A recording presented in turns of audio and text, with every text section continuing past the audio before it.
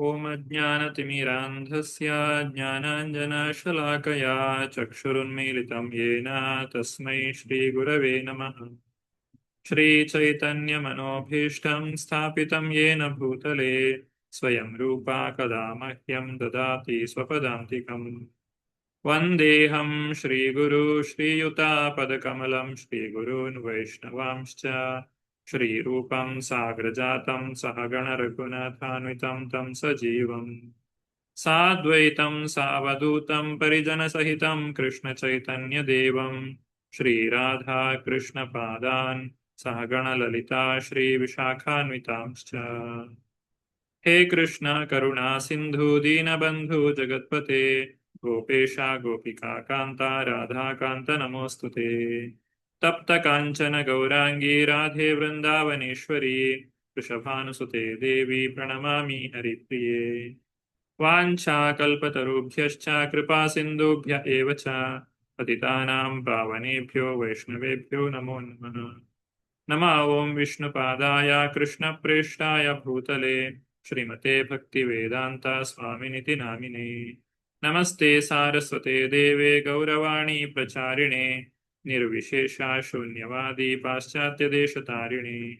ಜಯೋ ಶ್ರೀ ಕೃಷ್ಣ ಚೈತನ್ಯ ಪ್ರಭೋ ನಿತ್ಯಾನಂದ ಶ್ರೀ ಅದ್ವೈತ ಗದಾಧರ ಶ್ರೀವಾಸಾದಿ ಗೌರಭಕ್ತ ವೃಂದ. ಹರೇ ಕೃಷ್ಣ ಕೃಷ್ಣ ಕೃಷ್ಣ ಹರೇ ಹರೇ ಹರೇ ರಾಮ ರಾಮ ರಾಮ ಹರೇ ಹರೇ. ಹರೇ ಕೃಷ್ಣ. ಶ್ರೀಮದ್ ಭಾಗವತದ 4ನೇ ಸ್ಕಂದದ 7ನೇ ಅಧ್ಯಾಯ ದಕ್ಷಯಜ್ಞ. ಅದರಲ್ಲಿ ಇವತ್ತು ನಾವು 26ನೇ ಶ್ಲೋಕದಿಂದ ಮುಂದುವರಿಸ್ತಾ ಇದ್ದೇವೆ. ದೇವತೆಗಳು ಭಗವಂತನಲ್ಲಿ ಮಾಡಿದಂತಹ ಪ್ರಾರ್ಥನೆ, ದಕ್ಷ ಋಷಿಮುನಿಗಳು, ದಕ್ಷನ ಪತ್ನಿ, ಈ ರೀತಿ ಎಲ್ಲರೂ ಯಾವ ರೀತಿಯಾಗಿ ಭಗವಂತನಲ್ಲಿ ಪ್ರಾರ್ಥನೆಯನ್ನ ಮಾಡಿದ್ರು ಅನ್ನುವಂತಹ ವಿಚಾರವನ್ನ ಇವತ್ತು ನಾವು ತಿಳಿದುಕೊಳ್ಳಿಕ್ಕೆ ಇದ್ದೇವೆ. ಪುಸ್ತಕ ಇದ್ದವರು ದಯವಿಟ್ಟು ಪುಸ್ತಕವನ್ನ ತೆರೆಯಿರಿ, ಹಾಗೂ ಅನುವಾದವನ್ನ ಓದುವವರು ಕೈ ಮೇಲೆ ಎತ್ತಬಹುದು, ಹ್ಯಾಂಡ್ ರೈಸ್ ಮಾಡಬಹುದು. 26ನೆಯ ಶ್ಲೋಕ. ಮೊದಲನೇದಾಗಿ ಇದನ್ನು ನಾವು ಕಳೆದ ವಾರ ನೋಡಿದ್ದೇವೆ, ಆದರೆ ಮತ್ತೊಮ್ಮೆ ಎಲ್ಲ ಪ್ರಾರ್ಥನೆಗಳನ್ನ ಅಲ್ಲಿ ಪ್ರಾರಂಭದಿಂದಲೇ ಇನ್ನೊಂದ್ಸಲ ನಾವು ತಿಳಿದುಕೊಳ್ಳೋಣ. ದಕ್ಷನಿಂದಲೇ ಪ್ರಾರಂಭಿಸುವಂತಹದ್ದು. ದಕ್ಷ ಉವಾಚ ಶುದ್ಧಂ ಸ್ವಧಾಮ್ನ್ಯುಪರತಾ ಕಿಲ ಬುದ್ಧ್ಯವಸ್ಥಂ ಚಿನ್ಮಾತ್ರಮೇಕಮಭಯಂ ಪ್ರತಿಷಿಧ್ಯ ಮಾಯಾಂ ತಿಷ್ಟಂಸ್ತಯೈವ ಪುರುಷತ್ವಮುಪೇತ್ಯ ತಸ್ಯ ಮಾಸ್ತೆ ಭವಾನ ಪರಿಶುದ್ಧ ಇವಾತ್ಮತಂತ್ರಃ. ಚಂದ್ರಿಕಾ ಮಾತಾಜಿ. ಹರೇ ಕೃಷ್ಣ ಪ್ರಭುಜಿ. ಅನುವಾದ ಶ್ರೀಲ ಪ್ರಭುಪಾದರಿಂದ ಶ್ರೀಲ ಪ್ರಭುಪಾದರಿಗೆ ಜಯವಾಗಲಿ. ದಕ್ಷನು ದೇವೋತ್ತಮ ಪರಮ ಪುರುಷನನ್ನು ಸಂಬೋಧಿಸಿ ನುಡಿದನು. ನನ್ನ ಪ್ರಿಯ ಪ್ರಭುವೆ, ನೀನು ಎಲ್ಲಾ ಚಿಂತನೆಯ ನೆಲೆಗಳಿಗೂ ಅತೀತನಾಗಿರುವೆ. ನೀನು ಸಂಪೂರ್ಣವಾಗಿ ಆಧ್ಯಾತ್ಮಿಕನು, ನಿರ್ಭೀತನು, ಭೌತ ಶಕ್ತಿಯನ್ನು ಅಂಕೆಯಲ್ಲಿಟ್ಟುಕೊಂಡವನು, ಮಾಯೆಯ ವಲಯದಲ್ಲಿ ಕಾಣಿಸಿಕೊಂಡರೂ ಮಾಯಾತೀತನಾಗಿರುವೆ. ನೀನು ಸದಾ ಸ್ವಯಂ ಪೂರ್ಣನಾದುದರಿಂದ ಭೌತಿಕ ಮಾಲಿನ್ಯದಿಂದ ವಿಮುಕ್ತನಾಗಿರುವೆ. ಹರೇ ಕೃಷ್ಣ ಪ್ರಭುಜಿ. ಹರೇ ಕೃಷ್ಣ. ಇಲ್ಲಿ ದಕ್ಷನ ಯಜ್ಞದಲ್ಲಿ ಭಗವಂತನು ಪ್ರತ್ಯಕ್ಷನಾಗಿದ್ದಾನೆ ಅಂತ ಹೇಳಿದ್ರೆ ಆ ಯಜ್ಞವು ಪರಿಪೂರ್ಣವಾಗಿದೆ ಅಂತ ಹೇಳಿ ನಾವು ಅರ್ಥ ಮಾಡಿಕೊಳ್ಳಬಹುದು. ಹಾಗೂ ದಕ್ಷನು ಈಗ ತನ್ನ ಆ ಒಂದು ಹಿಂದೆ ಇದ್ದಂತಹ ಗರ್ವ, ಆ ಒಂದು ಕ್ರೋಧ ಇತ್ಯಾದಿಗಳನ್ನೆಲ್ಲ ಕಳೆದುಕೊಂಡು ತಾನು ಪರಿಶುದ್ಧನಾಗಿದ್ದಾನೆ. ತನಗೆ ಶಿವನ ಮೇಲಿದ್ದಂತಹ ದ್ವೇಷವು ದೂರವಾಗಿ ಆ ಒಂದು ಪರಿಶುದ್ಧ ಮನಸ್ಥಿತಿಯಲ್ಲಿ ಅವನು ಭಗವಂತನಲ್ಲಿ ಪ್ರಾರ್ಥನೆಯನ್ನ ಮಾಡ್ತಾ ಇದ್ದಾನೆ. ಹಾಗೆಯೇ ದಕ್ಷನ ಜೊತೆಗೆ ಅಲ್ಲಿ ಇದ್ದಂತಹ ಇತರ ಜನರು ಕೂಡ ಭಗವಂತನಲ್ಲಿ ಪ್ರಾರ್ಥನೆಯನ್ನ ಮಾಡ್ತಾ ಇದ್ದಾರೆ. ಭಗವಂತನು ಪ್ರತ್ಯಕ್ಷನಾಗಿರುವಾಗ ಅಲ್ಲಿದ್ದಂತಹ ಋತ್ವಿಜರು ಯಾವ ರೀತಿಯಾಗಿ ಪ್ರಾರ್ಥನೆಯನ್ನ ಮಾಡ್ತಾರೆ ಅಂತ ಹೇಳಿದ್ರೆ, ಈ ಪ್ರಾರ್ಥನೆಗಳನ್ನು ನಾವು ಯಾಕೆ ತಿಳಿದುಕೊಳ್ಬೇಕು ಅಂತ ಹೇಳಿದ್ರೆ, ಆ ಭಗವಂತನನ್ನ ಅರ್ಥ ಮಾಡಿಕೊಳ್ಳಿಕ್ಕೆ ನಮಗೆ ಇದೊಂದು ಅವಕಾಶ. ನಾವು ಇರುವಂತದ್ದು ಭೌತಿಕ ಪ್ರಪಂಚದಲ್ಲಿ. ಇಲ್ಲಿ ಇರುವ ಬಹಳಷ್ಟು ವಿಷಯಗಳು ಆಧ್ಯಾತ್ಮಿಕ ಪ್ರಪಂಚದಲ್ಲಿ ಬೇರೆ ರೀತಿಯಲ್ಲಿ ಇರುತ್ತದೆ. ಇಲ್ಲಿರುವಂತಹ ಕಶ್ಮಲಗಳು ಯಾವುದು ಕೂಡ ಅಲ್ಲಿ ಇರುವುದಿಲ್ಲ. ಅಂತಹ ಒಂದು ವಿಶುದ್ಧ ಸತ್ವ, ಈ 3 ಗುಣಗಳಿಗೆ ಅತೀತವಾದಂತಹ ಸ್ಥಿತಿಯಲ್ಲಿ ಭಗವಂತ ಮತ್ತು ಅವನ ಭಕ್ತರು ಯಾವ ರೀತಿಯಾಗಿ ಇರ್ತಾರೆ ಅನ್ನೋದನ್ನ ತಿಳಿದುಕೊಳ್ಳುವಂತಹ ಅವಕಾಶವನ್ನ ನಾವು ಈ ಪ್ರಾರ್ಥನೆಗಳನ್ನ ಓದುವುದರ ಮುಖಾಂತರವಾಗಿ ತಿಳಿದುಕೊಳ್ಳಬಹುದು. ಭಗವಂತನನ್ನ ಕುರಿತಾಗಿ ಅಲ್ಲಿ ನೆರೆದಿದ್ದಂತಹ ಋತ್ವಿಜರು ಏನು ಹೇಳ್ತಾರೆ ಅಂತ ಹೇಳಿದ್ರೆ, ಭೌತ ಮಾಲಿನ್ಯಗಳಿಗೆ ಅತೀತವಾದ ಪರಮಪ್ರಭುವೆ. ಇಲ್ಲಿ ಭೌತ ಮಾಲಿನ್ಯ ಅಂತ ಹೇಳಿದ್ರೆ ಏನು, ಅದು ಭಾವಾರ್ಥದಲ್ಲಿ ಶ್ರೀಲ ಪ್ರಭುಪಾದರು ತಿಳಿಸ್ತಾರೆ. 3 ಗುಣಗಳು, ತ್ರೈಗುಣ್ಯ ಅಂತ ಹೇಳ್ತಾರೆ. ಸತ್ವಗುಣ, ರಜೋಗುಣ ಮತ್ತೆ ತಮಗುಣ. ಈ 3 ಗುಣಗಳೇ ಈ ಪ್ರಪಂಚದ ಸೃಷ್ಟಿಗೆ ಕಾರಣ. ಹಾಗೂ ಇಲ್ಲಿ ಸೃಷ್ಟಿಯಾಗಿರುವಂತಹ ಜೀವಿಗಳು ಕೆಲಸವನ್ನ ಮಾಡಲಿಕ್ಕೆ ಈ 3 ಗುಣಗಳೇ ಕಾರಣ. 3 ಗುಣಗಳಲ್ಲಿ ಯಾವುದಾದ್ರೂ ಒಂದು ಗುಣ ಅಥವಾ 3 ಗುಣಗಳಲ್ಲಿ ಬೇರೆ ಬೇರೆ ಪ್ರಮಾಣಕ್ಕೆ ಅನುಗುಣವಾಗಿ ನಾವು ಅದರಲ್ಲಿ ಅಧೀನರಾಗಿ ಅದಕ್ಕೆ ಸರಿಯಾಗಿ ಕಾರ್ಯಗಳನ್ನ ಮಾಡ್ತೇವೆ. ಆದರೆ ಭಗವಂತನು ಮಾಡುವಂತಹ ಕಾರ್ಯಗಳು ಆ ರೀತಿಯಾಗಿ ಇರುವುದಿಲ್ಲ. ಆ ಕಾರಣಕ್ಕಾಗಿ ಅವರು ಭೌತ ಮಾಲಿನ್ಯಗಳಿಗೆ ಅತೀತನಾದಂತಹ ಪ್ರಭುವೇ ಅಂತ ಹೇಳಿ ಕರೆದಿದ್ದಾರೆ. ಶಿವನ ಅನುಚರರು ಶಾಪವಿತ್ತುದರಿಂದ ನಾವು ಕಾಮ್ಯಕರ್ಮಗಳಿಗೆ ಅಂಟಿಕೊಳ್ಳುವಂತಾಗಿದೆ. ಇದು ಹಿಂದೆ ಶಾಪ ಪ್ರತಿಶಾಪಗಳು ನಡೆದಾಗ ಅವರು ಏನೆಲ್ಲ ಹೇಳಿದ್ರು ಅನ್ನೋದನ್ನು ನಾವು ನೆನಪು ಮಾಡಿಕೊಳ್ಳಬಹುದು. ಬಹಳಷ್ಟು ಶಾಪ ಮತ್ತೆ ಪ್ರತಿಶಾಪ ನಡೆದಿದೆ. ಶಿವನು ಶಿವನ ಕಡೆಯವರು ಅಂದ್ರೆ ನಂದಿ ಇತ್ಯಾದಿ ಜನರು ದಕ್ಷಿಣ ಕಡೆಯವರಿಗೆ, ಬ್ರಾಹ್ಮಣರಿಗೆ ಶಾಪವನ್ನ ಕೊಟ್ಟಿದ್ದಾರೆ. ಹಾಗೆ ಭೃಗು ಮುಂತಾದ ಋಷಿಗಳು ಶಿವನ ಅನುಚರರಿಗೂ ಕೂಡ ಶಾಪವನ್ನ ಕೊಟ್ಟಿದ್ದಾರೆ. ಅದನ್ನ ಇಲ್ಲಿ ಭಗವಂತನ ಮುಂದೆ ನಿವೇದಿಸಿಕೊಳ್ತಾ ಇದ್ದಾರೆ ಋತ್ವಿಜರು. ಶಿವನ ಅನುಚರರು ಕೊಟ್ಟಂತಹ ಶಾಪದಿಂದ ನಾವು ಕಾಮ್ಯ ಕರ್ಮಗಳಿಗೆ ಅಂಟಿಕೊಳ್ಳುವಂತೆ ಆಗಿದೆ. ಆದ್ರಿಂದ ನಾವೀಗ ಪತನ ಹೊಂದಿದ್ದೇವೆ. ಹಾಗಾಗಿ ನಮಗೆ ಏನೂ ತಿಳಿಯುತ್ತಿಲ್ಲ. ವೇದಗಳ 3 ವಿಭಾಗಗಳಲ್ಲಿ ತಿಳಿಸಿರುವಂತಹ ವಿಧಿಗಳಲ್ಲಿ ತೊಡಗಿಕೊಂಡಿರುವ ಯಜ್ಞವೆಂಬ ಹೆಸರಿನಲ್ಲಿ ಆ ಕರ್ಮಗಳನ್ನು ಮಾಡುತ್ತಿರುವಂತಾಗಿದೆ. ನೀನು ದೇವತೆಗಳಿಗೆ ಅವರವರ ಪಾಲನ್ನು ಹಂಚಲು ತಕ್ಕ ವ್ಯವಸ್ಥೆ ಮಾಡಿರುವುದನ್ನು ನಾವು ತಿಳಿದುಕೊಂಡಿದ್ದೇವೆ. ಇಲ್ಲಿ ವೇದ ಅಂತ ಹೇಳಿದ್ರೆ ಸಂಪೂರ್ಣ ವೇದ ಒಂದು ಅಂತ ಹೇಳ್ಬೋದು. ಎಲ್ಲಾ ಜ್ಞಾನದ ಒಂದು ಸಂಗ್ರಹ. ಅದರಲ್ಲಿ ಯಾವ ರೀತಿಯಾಗಿರ್ತದೆ, ಈಗ ನಾವು ಜೀವನೋಪಾಯವನ್ನ ಮಾಡಲಿಕ್ಕೆ ಬೇಕಾದಂತಹ ವಿಷಯಗಳನ್ನು ಈ ವೇದಗಳಿಂದ ನಾವು ತಿಳಿದುಕೊಳ್ಳಬಹುದು. ಜೀವನದಲ್ಲಿ ಯಾವ ರೀತಿಯಾಗಿ ಜೀವನ ನಡೆಸಬೇಕು. ಈಗ ಒಬ್ಬ ವ್ಯಕ್ತಿಗೆ ಆರ್ಥಿಕ ಸಮಸ್ಯೆ ಇರಬಹುದು. ಅವನು ಈ ರೀತಿಯಾದಂತಹ ಯಜ್ಞವನ್ನ ಮಾಡೋದ್ರಿಂದ ತನ್ನ ಆರ್ಥಿಕ ಸಮಸ್ಯೆಯನ್ನ ಕಳೆದುಕೊಳ್ಬಹುದು. ಅಥವಾ ಆರೋಗ್ಯ ಸಮಸ್ಯೆ ಇರಬಹುದು. ನಾವು ಪುರಾಣಗಳಲ್ಲಿಯೂ ಕೂಡ ಕಾಣ್ತೇವೆ. ಯಾರೋ ಮಕ್ಕಳು ಆಗ್ಬೇಕು ಅಂತ ಹೇಳಿ ಯಜ್ಞವನ್ನ ಮಾಡಿ ಮಕ್ಕಳನ್ನ ಪಡೆಯುತ್ತಾರೆ. ಅಥವಾ ತನ್ನ ಶತ್ರುಗಳನ್ನ ನಾಶ ಮಾಡಬೇಕು ಅನ್ನುವಂತಹ ಉದ್ದೇಶದಿಂದ ಯಜ್ಞಗಳನ್ನ ಮಾಡ್ತಾರೆ. ದೃಪದ ರಾಜನು ದ್ರೋಣಾಚಾರ್ಯರನ್ನ ಸಾಯಿಸುವಂತಹ ಒಬ್ಬ ಮಗ ನನಗೆ ಬೇಕು ಅನ್ನುವಂತಹ ಉದ್ದೇಶದಿಂದ ಯಜ್ಞವನ್ನ ಮಾಡಿದ್ದಾರೆ.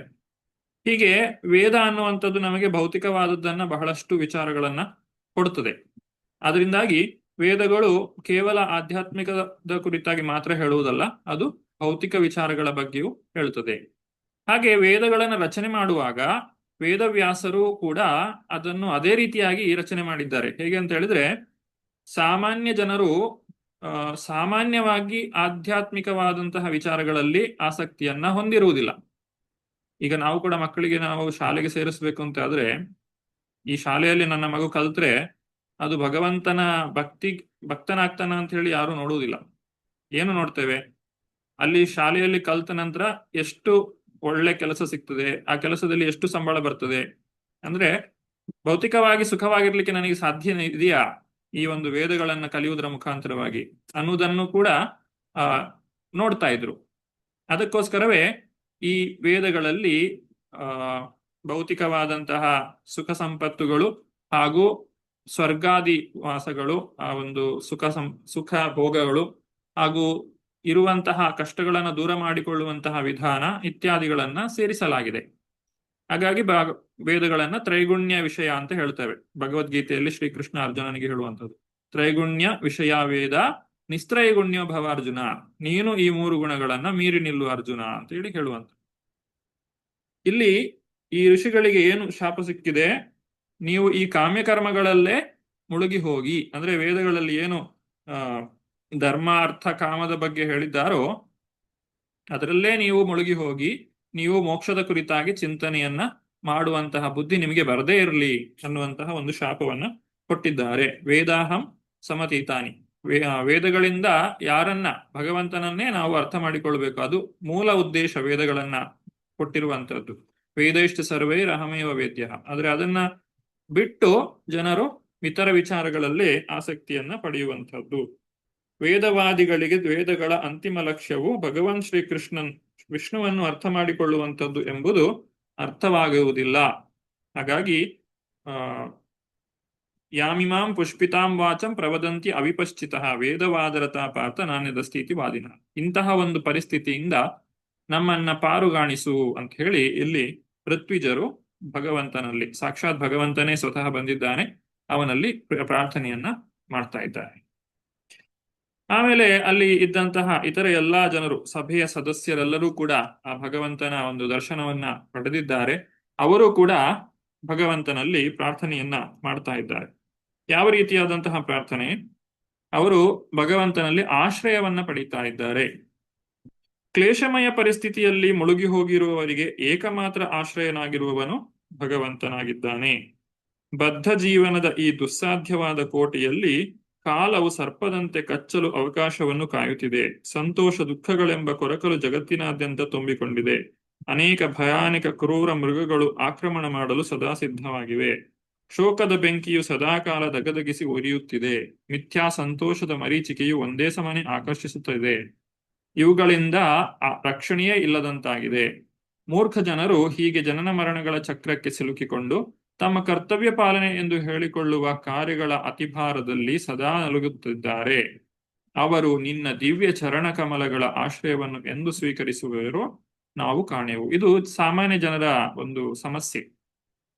ಇದು ಸಮಸ್ಯೆ ಅಂತಲೇ ನಮಗೆ ಅನಿಸುವುದಿಲ್ಲ, ಆದ್ರೆ ನಿಜವಾಗಿ ಇದೇ ನಮ್ಮ ಮೂಲ ಸಮಸ್ಯೆ.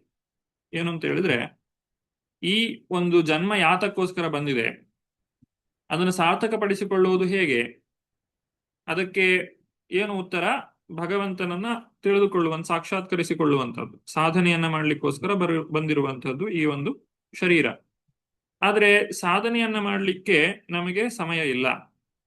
ನಾವು ಈ ಕರ್ತವ್ಯ ಪಾಲನೆ, ಯಾವ ಕರ್ತವ್ಯ ಪಾಲನೆ? ಹೊಟ್ಟೆಪಾಡನ್ನ ನೋಡಿಕೊಳ್ಳುವಂಥದ್ದು, ಜೀವನದಲ್ಲಿ ಹಣ ಸಂಪಾದನೆ ಮಾಡುವಂಥದ್ದು, ಇದಕ್ಕೆ ನಾವು ಸಮಯವನ್ನ ಕೊಡ್ತಾ ಇದ್ದೇವೆ ವಿನಃ ನಾವು ಆಧ್ಯಾತ್ಮದ ಕುರಿತಾಗಿ ಚಿಂತನೆಯನ್ನ ಮಾಡಲಿಕ್ಕೆ ನಮಗೆ ಸಮಯಾವಕಾಶ ಇಲ್ಲ.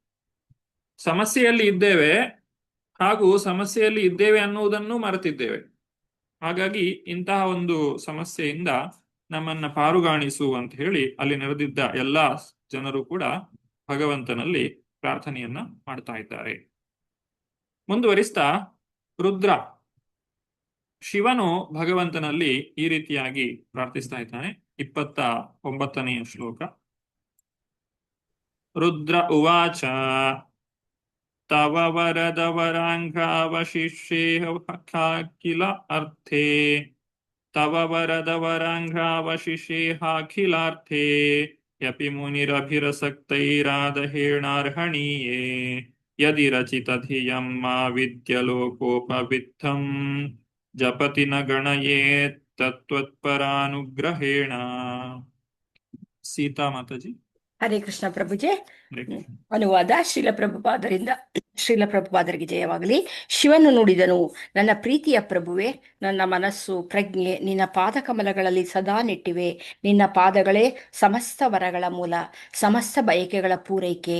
ಸಮಸ್ತ ಮುಕ್ತ ಜೀವರು ಪೂಜಾರ್ಹನಾದ ನಿನ್ನ ಚರಣಕಮಲಗಳನ್ನು ಪೂಜಿಸುತ್ತಾರೆ. ನನ್ನ ಮನಸ್ಸು ನಿನ್ನ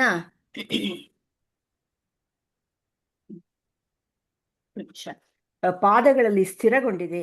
ಆದ್ದರಿಂದ ನನ್ನ ಕಾರ್ಯ ಚಟುವಟಿಕೆಗಳು ಶುದ್ಧವಾಗಿಲ್ಲವೆಂದು ನಿಂದಿಸುವವರಿಂದ ನಾನು ಎಷ್ಟು ಮಾತ್ರಕ್ಕೂ ವಿಚಲಿತನಾಗಲಾರೆನು. ಅವರು ಏನು ಬೇಕಾದರೂ ಆಕ್ಷೇಪಿಸಲಿ, ನೀನು ಸಕಲ ಜೀವಕೋಟಿಗೂ ದಯೆ ತೋರಿಸುವ ಹಾಗೆ ನಾನು ಅವರನ್ನು ದಯೆ ತೋರಿ ಕ್ಷಮಿಸುತ್ತೇನೆ. ಹರೇ ಕೃಷ್ಣ ಪೂಜೆ. ಧನ್ಯವಾದಗಳು. ಹರೇ ಕೃಷ್ಣ. ಇಲ್ಲಿ ಶಿವನು ತನ್ನ ಅಂತರಂಗದ ಮಾತನ್ನ ನುಡಿತಾ ಇರುವಂತಹದ್ದು. ಇದು ದಕ್ಷನು ಹೇಳಿದಂತಹ ಮಾತು. ಶಿವನು ಸ್ವಚ್ಛವಾಗಿಲ್ಲ, ಆತನು ಸ್ಮಶಾನದಲ್ಲಿ ವಾಸ ಮಾಡ್ತಾನೆ ಇತ್ಯಾದಿಗಳಾಗಿ ಬಹಳಷ್ಟು ವಿಚಾರಗಳನ್ನ, ನಿಂದೆಯ ಮಾತುಗಳನ್ನ ದಕ್ಷನು ಆಡಿರುವುದನ್ನ ನಾವು ಹಿಂದೆ ನೋಡಿದ್ದೇವೆ. ಆದ್ರೆ ಯಾವ ಮನುಷ್ಯನ ಮನಸ್ಸು, ಯಾವ ವ್ಯಕ್ತಿಯ ಮನಸ್ಸು ಸದಾಕಾಲ ಭಗವಂತನ ಚರಣಕಮಲದಲ್ಲಿ ನೆಲೆಯಾಗಿರ್ತದೋ, ನಾವು ನಿನ್ನ ಧ್ಯಾನದೊಳಲು ಇರಲು ಅಂತ ಹೇಳಿ ದಾಸರು ಹಾಡಿದ್ದಾರೆ. ಮಿಕ್ಕ ಹೀನ ಜನರು ಏನು ಮಾಡುವರು? ಯಾರು ಏನು ಬೇಕಾದರೂ ಹೇಳಿ, ನಾನು ಭಗವಂತನ ಧ್ಯಾನದಲ್ಲಿ ನೆಲೆಸಿರುವವರೆಗೆ ನನಗೆ ಅವರಿಂದ ಯಾವುದೇ ಸಮಸ್ಯೆ ಇಲ್ಲ. ಹಾಗೆ ಇಲ್ಲಿ ನನ್ನ ಮನಸ್ಸು ಪ್ರಜ್ಞೆ ನಿನ್ನ ಪಾದಕಮಲದಲ್ಲಿ ಸದಾ ನೆಟ್ಟಿವೆ. ಇದು ಎಲ್ಲ ವರಗಳ ಮೂಲ, ಎಲ್ಲ ಬಯಕೆಗಳನ್ನ ಪೂರೈಸುವಂತಹದ್ದು. ಅಂತಹ ಒಂದು ಮನಸ್ಸನ್ನ ನಾನು ಹೊಂದಿರುವಾಗ ಬೇರೆ ಜನರು ನನ್ನ ಕಾರ್ಯಚಟುವಟಿಕೆಗಳು ಶುದ್ಧ ಆಗಿಲ್ಲ ಅಂತ ಹೇಳಿ ಯಾರಾದ್ರೂ ಹೇಳಿದ್ರೆ, ಅವ್ರು ಏನು ಬೇಕಾದ್ರೂ ಹೇಳಲಿ, ಆದ್ರೆ ನಾನು ಅವರ ಬಗ್ಗೆ ಕ್ರೋಧವನ್ನೂ ಹೊಂದುವುದಿಲ್ಲ ಮತ್ತು ಅವರಿಗೆ ಅನುಗ್ರಹವನ್ನೇ ನೀಡುತ್ತೇನೆ ಅಂತ ಹೇಳಿ ಇಲ್ಲಿ ದಕ್ಷನಿಗೆ ಶಿವನು ಅನುಗ್ರಹವನ್ನ ನೀಡಿರುವುದರ ಕುರಿತಾಗಿ ಹೇಳುವಂತಹದ್ದು. ಹಾಗೂ ಭಾವಾರ್ಥದಲ್ಲಿ ಶ್ರೀಲ ಪ್ರಭುಪಾದರು ಬರೀತಾರೆ, ದಕ್ಷನ ಯಜ್ಞವನ್ನು ಧ್ವಂಸ ಮಾಡಿದ್ದಕ್ಕಾಗಿ ಶಿವನು ಇಲ್ಲಿ ವಿಷಾದಿಸುತ್ತಿದ್ದಾನೆ. ಆ ದಕ್ಷನ ಯಜ್ಞವನ್ನ ಸತೀದೇವಿ ಶರೀರವನ್ನು ತ್ಯಾಗ ಮಾಡಿದಂತಹ ವಿಚಾರವನ್ನು ತಿಳಿದಂತಹ ದಕ್ಷನು ವೀರಭದ್ರನ ಮುಖಾಂತರವಾಗಿ ದಕ್ಷ ಯಜ್ಞವನ್ನ ನಾಶ ಮಾಡಿರುವಂತಹದ್ದು. ಅಂತಹ ಒಂದು ಕಾರ್ಯಕ್ಕಾಗಿ ಶಿವನು ವಿಷಾದಿಸುತ್ತಿದ್ದಾನೆ.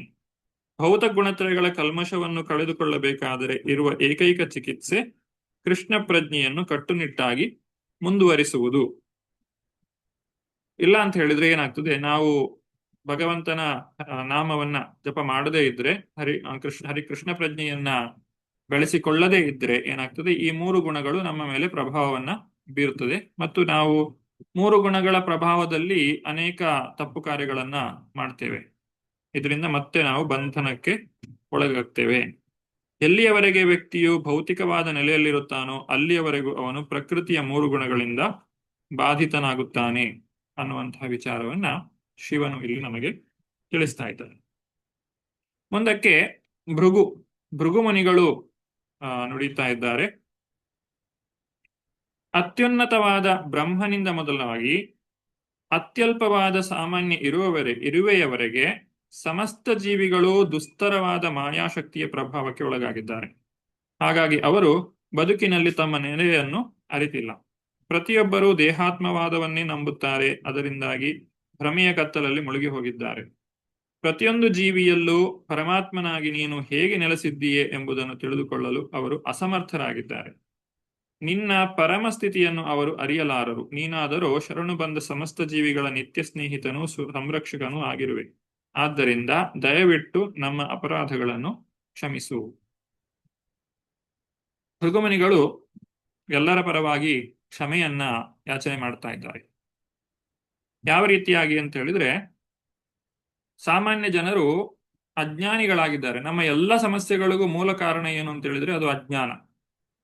ಇರುವ ವಾಸ್ತವ ಸ್ಥಿತಿಯನ್ನ ಅದು ಇರುವಂತೆ ತಿಳಿದುಕೊಳ್ಳಲಿಕ್ಕೆ ಸಾಧ್ಯವಾಗದೇ ಇರುವಂತಹ ಒಂದು ಪರಿಸ್ಥಿತಿ.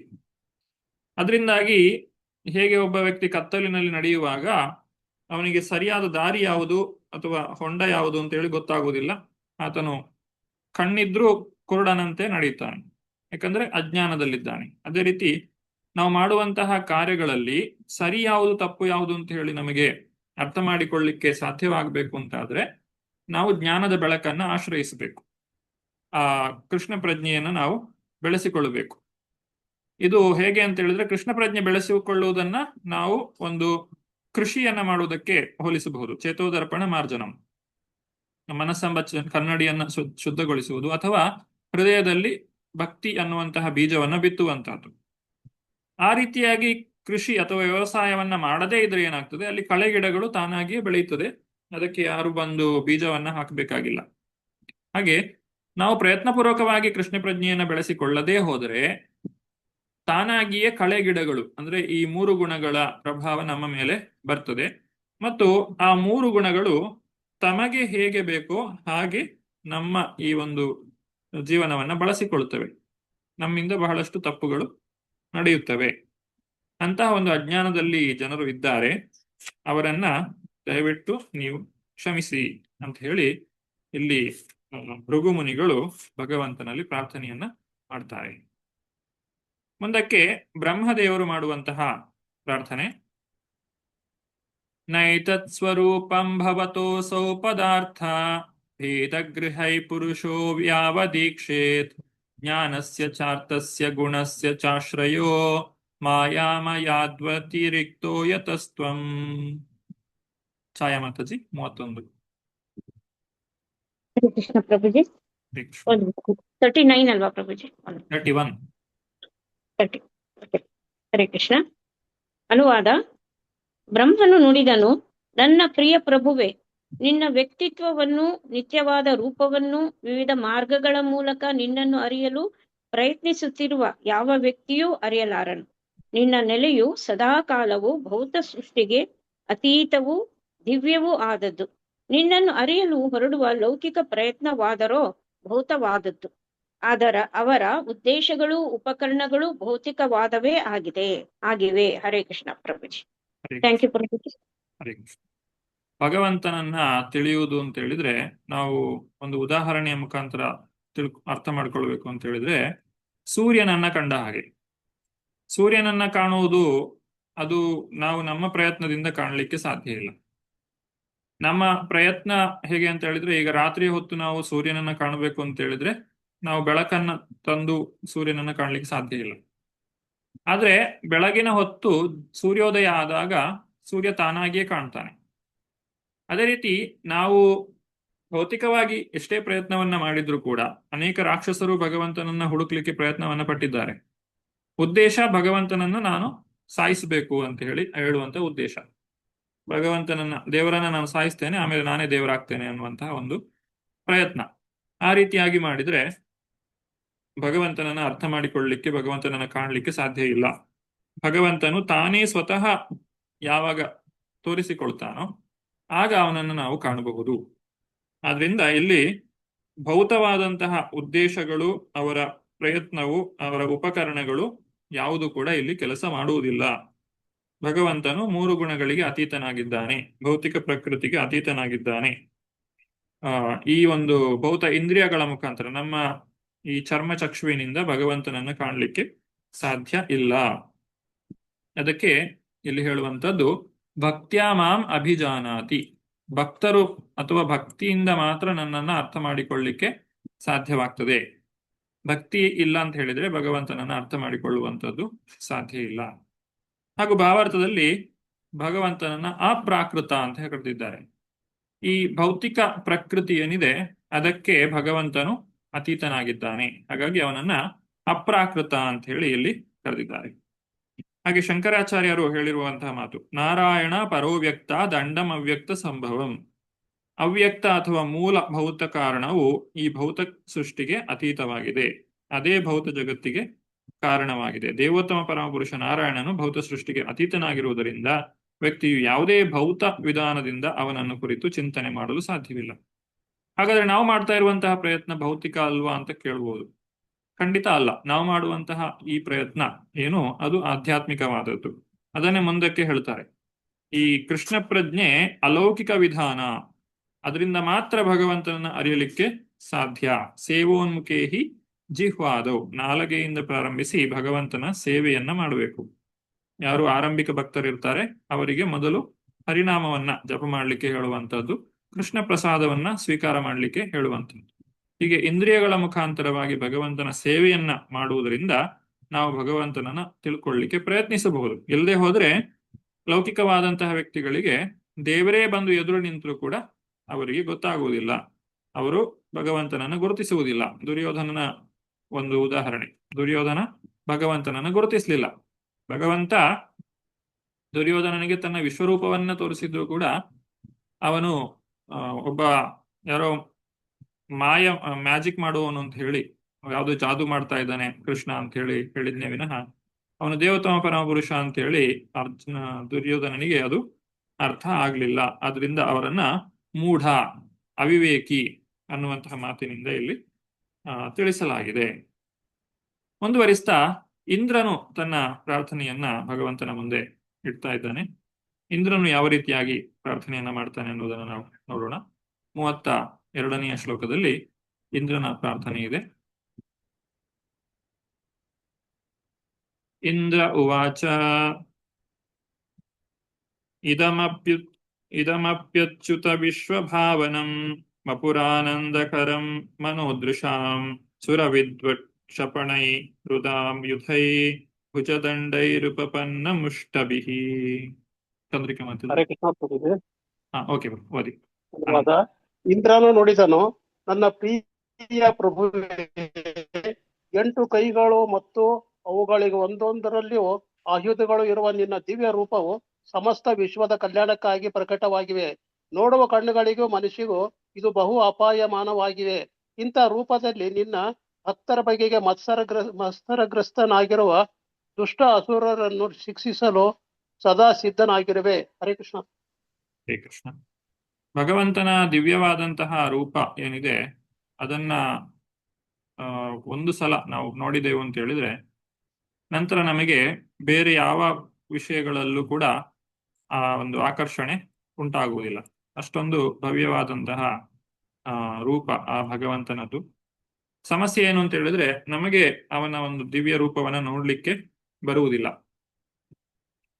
ಇಲ್ಲಿ ನಾವು ಚಿತ್ರದ ಮುಖಾಂತರವಾಗಿ ಶ್ರೀಲ ಪ್ರಭುಪಾದರು ತಮ್ಮ ಶಿಷ್ಯರ ಮುಖಾಂತರವಾಗಿ ನಮಗೆ ಶ್ರೀಮದ್ ಭಾಗವತದಲ್ಲಿ ವರ್ಣಿತವಾಗಿರುವಂತಹ ಭಗವಂತನ ರೂಪವನ್ನ ಭೌತಿಕ ಕಣ್ಣುಗಳಿಂದ ನೋಡ್ಲಿಕ್ಕೆ ಸಾಧ್ಯವಾಗುವಂತೆ ಇಲ್ಲಿ ಚಿತ್ರಗಳನ್ನ ನೀಡಿದ್ದಾರೆ. ಶ್ರೀಮದ್ ಭಾಗವತದ ಪ್ರಾರಂಭದಲ್ಲಿ ಈ ಚಿತ್ರ ನಮಗೆ ಲಭ್ಯ ಇದೆ.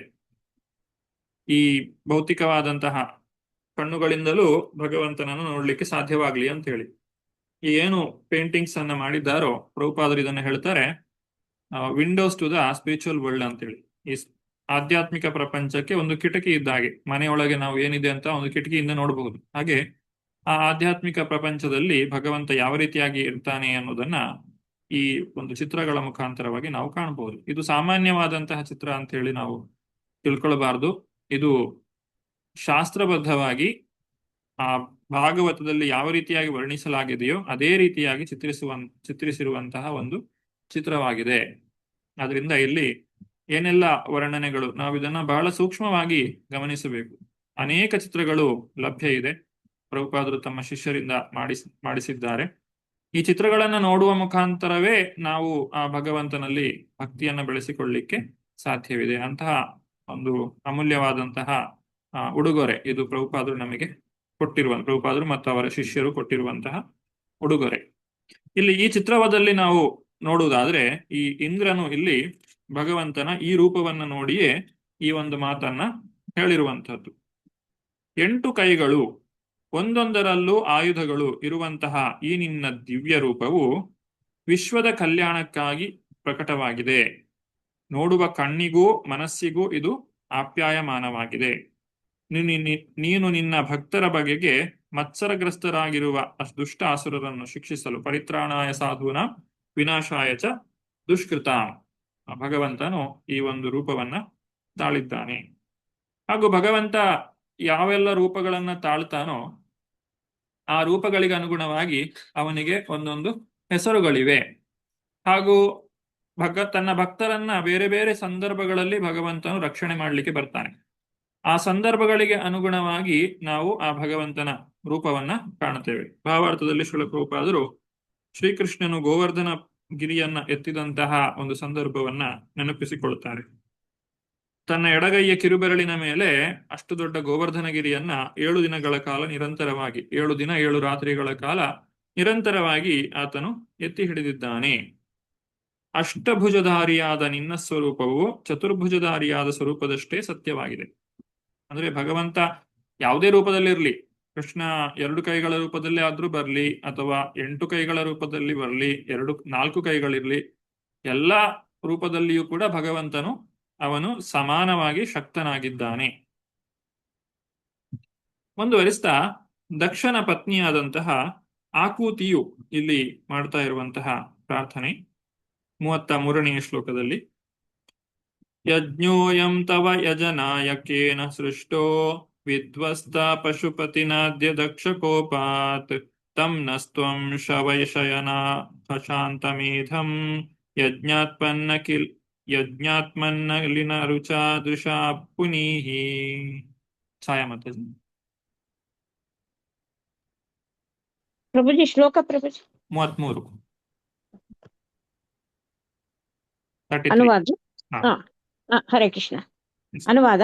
ಯಜ್ಞವನ್ನು ಆಚರಿಸುತ್ತಿದ್ದವರ ಪತ್ನಿಯರು ಹೀಗೆ ನುಡಿದರು, ನನ್ನ ಪ್ರೀತಿಯ ಪ್ರಭುವೇ, ಬ್ರಹ್ಮನ ಆದೇಶದಂತೆ ಈ ಯಜ್ಞವನ್ನು ವ್ಯವಸ್ಥೆ ಮಾಡಲಾಯಿತು. ಆದರೆ ದುರದೃಷ್ಟವಶಾತ್ ದಕ್ಷನ ಮೇಲಿನ ಕ್ರೋಧದಿಂದ ಶಿವನು ಇಡೀ ಮಂಟಪವನ್ನೇ ಧ್ವಂಸಗೊಳಿಸಿದನು. ಅವನ ಕೋಪದಿಂದಾಗಿ ಯಜ್ಞಕ್ಕೆಂದು ಸಿದ್ಧವಾಗಿದ್ದ ಪ್ರಾಣಿಗಳು ಸತ್ತು ಬಿದ್ದಿವೆ. ಆದ್ದರಿಂದ ಯಜ್ಞ ಸಿದ್ಧತೆಗಳೆಲ್ಲ ಹಾಳಾಗಿ ಹೋಗಿವೆ. ಈಗ ದಯವಿಟ್ಟು ನಿನ್ನ ಕಮಲ ನೇತ್ರದ ಕುಡಿ ನೋಟದಿಂದ ಈ ಯಾಗ ಮಂಟಪದ ಪಾವಿತ್ರ್ಯವು ಮರುಕಳಿಸುವಂತೆ ಮಾಡು. ಹರೇ ಕೃಷ್ಣ ಪ್ರಭುಜಿ. ಹರೇ ಕೃಷ್ಣ. ಭಗವಂತ ಪ್ರತ್ಯಕ್ಷನಾಗಿದ್ದಾನೆ ಅಂತ ಹೇಳಿದ್ರೆ ಅಲ್ಲಿ ಎಲ್ಲವೂ ಕೂಡ ಮಂಗಳಕರವಾಗಿರ್ತದೆ. ಮಂಗಳೇಪ್ಯೋಬಿ ಮಂಗಳಂ, ಪಾವನೇಪ್ಯೋಬಿ ಪಾವನಂ. ಎಲ್ಲ ಪಾವನವಾದುದರಲ್ಲಿ ಭಗವಂತನು ಅಥವಾ ಭಗವಂತನ ನಾಮ ಪಾವನವಾದದ್ದು. ಎಲ್ಲ ಮಂಗಳಕರವಾದುದರಲ್ಲಿ ಭಗವಂತನ ನಾಮ ಪಾವನವಾದದ್ದು. ಹಾಗೆ ಇಲ್ಲಿ ಇನ್ನು ಯಜ್ಞಕ್ಕೆಂದು ಸಿದ್ಧವಾದಂತಹ ಪ್ರಾಣಿಗಳು ಅಂತ ಹೇಳ್ತಾರೆ. ಅಲ್ಲಿ ಯಜ್ಞಕ್ಕೆ ಯಾಕೆ ಪ್ರಾಣಿಗಳನ್ನ ಬಲಿ ಕೊಡ್ತಾರೆ ಅನ್ನೋದನ್ನು ನಾವು ಹಿಂದೆ ನೋಡಿದ್ದೇವೆ. ಪ್ರಾಣಿಗಳಿಗೆ ಹೊಸ ಶರೀರ ದೊರಕಬೇಕು ಅನ್ನುವಂತಹ ಉದ್ದೇಶದಿಂದ ಪ್ರಾಣಿಗಳನ್ನ ಯಜ್ಞದಲ್ಲಿ ಬಲಿ ಕೊಡುವಂತಹ ಒಂದು ಪದ್ಧತಿ ಇತ್ತು. ಈಗ ಮುಂದುವರಿಸ್ತಾ ಅಲ್ಲಿ ಯಾವ ರೀತಿಯಾಗಿದೆ, ಯಜ್ಞ ಮಂಟಪ ಒಂದು ಸ್ಮಶಾನವಾಗಿ ಪರಿವರ್ತಿತವಾಗಿದೆ. ಭಗವಂತನ ಒಂದು ಕುಡಿನೋಟದಿಂದ ಅದನ್ನ ಮತ್ತೆ ಸರಿಪಡಿಸಬೇಕು ಅನ್ನುವಂತಹ ಪ್ರಾರ್ಥನೆಯನ್ನ ಅಲ್ಲಿ ಪತ್ನಿಯರು ಮಾಡಿದ್ದಾರೆ. ಮುಂದುವರಿಸ್ತಾ ಋಷಿಗಳು ನುಡಿಯುವಂತಹ ಮಾತು. ಋಷಿಗಳು ಯಾವ ರೀತಿಯಾಗಿ ಪ್ರಾರ್ಥನೆಯನ್ನ ಮಾಡ್ತಾರೆ? ಪ್ರಿಯ ಪ್ರಭುವೇ, ನಿನ್ನ ಕಾರ್ಯಚಟುವಟಿಕೆಗಳು ಅತ್ಯಾಶ್ಚರ್ಯಕರವಾಗಿವೆ. ನಿನ್ನ ವಿವಿಧ ಸಾಮರ್ಥ್ಯಗಳಿಂದ ಸಮಸ್ತವನ್ನು ನಿರ್ವಹಿಸುತ್ತಿದ್ದರೂ ನೀನು ಮಾತ್ರ ಆ ಕಾರ್ಯಗಳಿಗೆ ಅಂಟಿಲ್ಲ. ಬ್ರಹ್ಮನೇ ಮೊದಲಾದ ಶ್ರೇಷ್ಠ ದೇವತೆಗಳು ಯಾರ ಕೃಪೆಯನ್ನು ಪಡೆಯಲು ಪ್ರಾರ್ಥಿಸುವವರೋ ಆ ಮಹಾಲಕ್ಷ್ಮಿಗೂ ನೀನು ವ್ಯಾಮೋಹಿತನಾಗಿಲ್ಲ. ಕರ್ಮ ಸಿದ್ಧಾಂತ ಭಗವದ್ಗೀತೆಯ 3ನೇ, 4ನೇ, 5ನೇ ಅಧ್ಯಾಯದಲ್ಲಿ ನಾವು ಕಾಣಬಹುದು. ಕರ್ಮವನ್ನ ಹೇಗೆ ಮಾಡಬೇಕು? ಕರ್ಮವು ಬಂಧನಕರ. ಆ ಬಂಧನಕರವಾದಂತಹ ಕರ್ಮದಿಂದ ಹೊರಗೆ ಬರುವುದು ಹೇಗೆ? ಭಗವಂತ ತಾನು ಹೇಳ್ತಾನೆ, ನಮಾಂ ಕರ್ಮಾಣಿ ಲಿಂಪಂತಿ ನಮೇ ಕರ್ಮ ಫಲೇ ಸ್ಪೃಹ ಅಂತೇಳಿ. ನನಗೆ ಕರ್ಮಗಳು ಅಂಟಿಕೊಳ್ಳುವುದಿಲ್ಲ. ಯಾಕೆ ಅಂಟಿಕೊಳ್ಳುವುದಿಲ್ಲ? ಯಾಕಂದ್ರೆ ಭಗವಂತ ಯಾವುದೇ ಒಂದು ಉದ್ದೇಶವನ್ನ, ಅಂದ್ರೆ ಈ ಭೌತಿಕವಾದಂತಹ ಯಾವುದನ್ನ ಪಡೆಯಬೇಕು ಅನ್ನುವಂತಹ ಉದ್ದೇಶದಿಂದ ಭಗವಂತ ಕರ್ಮವನ್ನ ಮಾಡುವುದಿಲ್ಲ. ಉದಾಹರಣೆಗೆ ಈ ಪ್ರಪಂಚದ ಸೃಷ್ಟಿ, ಸರ್ಗ, ಅದು ಮೂಲ ಕಾರಣ ಭಗವಂತನೇ ಆಗಿದ್ದಾನೆ. ಈಶ್ವರ ಪರಮಕೃಷ್ಣ ಸರ್ವಕಾರಣ ಕಾರಣ, ಸಚ್ಚಿದಾನಂದ ವಿಗ್ರಹ, ಅನಾದಿರಾದಿರ್ಗೋವಿಂದ ಸರ್ವಕಾರಣ ಕಾರಣ. ಸರ್ವಕಾರಣ ಕಾರಣನಾಗಿರುವಂತಹ ಭಗವಂತನಿಗೆ ಕರ್ಮ ಅಂಟುವುದಿಲ್ಲ. ಎಲ್ಲಾ ಕಾರ್ಯವನ್ನು ಕೃಷ್ಣನೇ ಮಾಡ್ತಾ ಇದ್ದಾನೆ, ಆದ್ರೂ ಅವನಿಗೆ ಯಾವುದೇ ಕರ್ಮ ಅಂಟುವುದಿಲ್ಲ. ಯಾಕಂದ್ರೆ ಈ ಒಂದು ಭೌತಿಕ ಸೃಷ್ಟಿಯನ್ನ ಮಾಡಿ ಭಗವಂತನಿಗೆ ಆಗಬೇಕಾದದ್ದೇನಿಲ್ಲ. ಅವನು ಇಲ್ಲಿ ಒಂದು ಅವಕಾಶವನ್ನು ನಮಗೆ ನೀಡ್ತಾ ಇದ್ದಾನೆ. ಭೌತಿಕ ಪ್ರಪಂಚವನ್ನ ಸೃಷ್ಟಿ ಮಾಡಿ ಜೀವಿಗಳು ತಮ್ಮ ಒಂದು ಭೌತ ಇಚ್ಛೆಗಳನ್ನ ಪೂರೈಸಿಕೊಳ್ಳುವಂತಹ ಅವಕಾಶ, ಹಾಗೂ ಆ ಮೂಲಕವಾಗಿ ಭಗವಂತನ ಧಾಮಕ್ಕೆ ಮತ್ತೆ ಮರಳಿ ಹೋಗುವಂತಹ ಒಂದು ಅವಕಾಶವನ್ನ ಜೀವಿಗಳಿಗೆ ನೀಡ್ತಾ ಇದ್ದಾನೆ ವಿನಃ ಅದರಿಂದ ತನಗೇನೋ ಲಾಭ ಆಗಬೇಕು ಅನ್ನುವಂಥದ್ದಿಲ್ಲ. ಆ ಕಾರಣದಿಂದಾಗಿ ಭಗವಂತನಿಗೆ ಯಾವುದೇ ಕರ್ಮವು ಅಂಟುವುದಿಲ್ಲ. ಹಾಗೂ ಮುಂದುವರಿಸ್ತಾ ಭಗವಂತ ಹೇಳ್ತಾನೆ, ಯಾರು ಈ ರೀತಿಯಾಗಿ ಕರ್ಮವನ್ನ ಮಾಡ್ತಾರೆ ಅಥವಾ ಭಗವಂತನು ಈ ರೀತಿಯಾಗಿ ಯಾರು ಭಗವಂತನನ್ನು ಅರ್ಥ ಮಾಡಿಕೊಳ್ಳುತ್ತಾರೆ ಅವರನ್ನು ಕರ್ಮ ಅಂಟುವುದಿಲ್ಲ.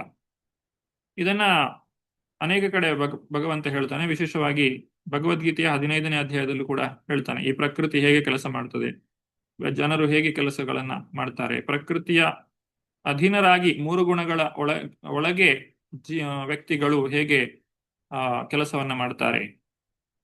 ಈ 3 ಗುಣಗಳಿಂದಾಗಿಯೇ ನಾವು ಮಾಡುವಂತಹ ಕರ್ಮ ಅದು ಬೇರೆ ಬೇರೆ ಆಗಿರ್ತದೆ. ಒಂದೇ ಪರಿಸ್ಥಿತಿಯಲ್ಲಿ ಬೇರೆ ಬೇರೆ ವ್ಯಕ್ತಿಗಳು ಬೇರೆ ಬೇರೆ ರೀತಿಯಲ್ಲಿ ವ್ಯವಹರಿಸ್ತಾರೆ. ಈಗ ಒಬ್ಬ ವ್ಯಕ್ತಿ ಸತ್ವಗುಣದಲ್ಲಿರುವಂತಹ ವ್ಯಕ್ತಿಗೆ ಕಷ್ಟ ಬಂತು, ಆತನು ಭಗವಂತನನ್ನು ನೆನಪಿಸಿಕೊಳ್ತಾನೆ.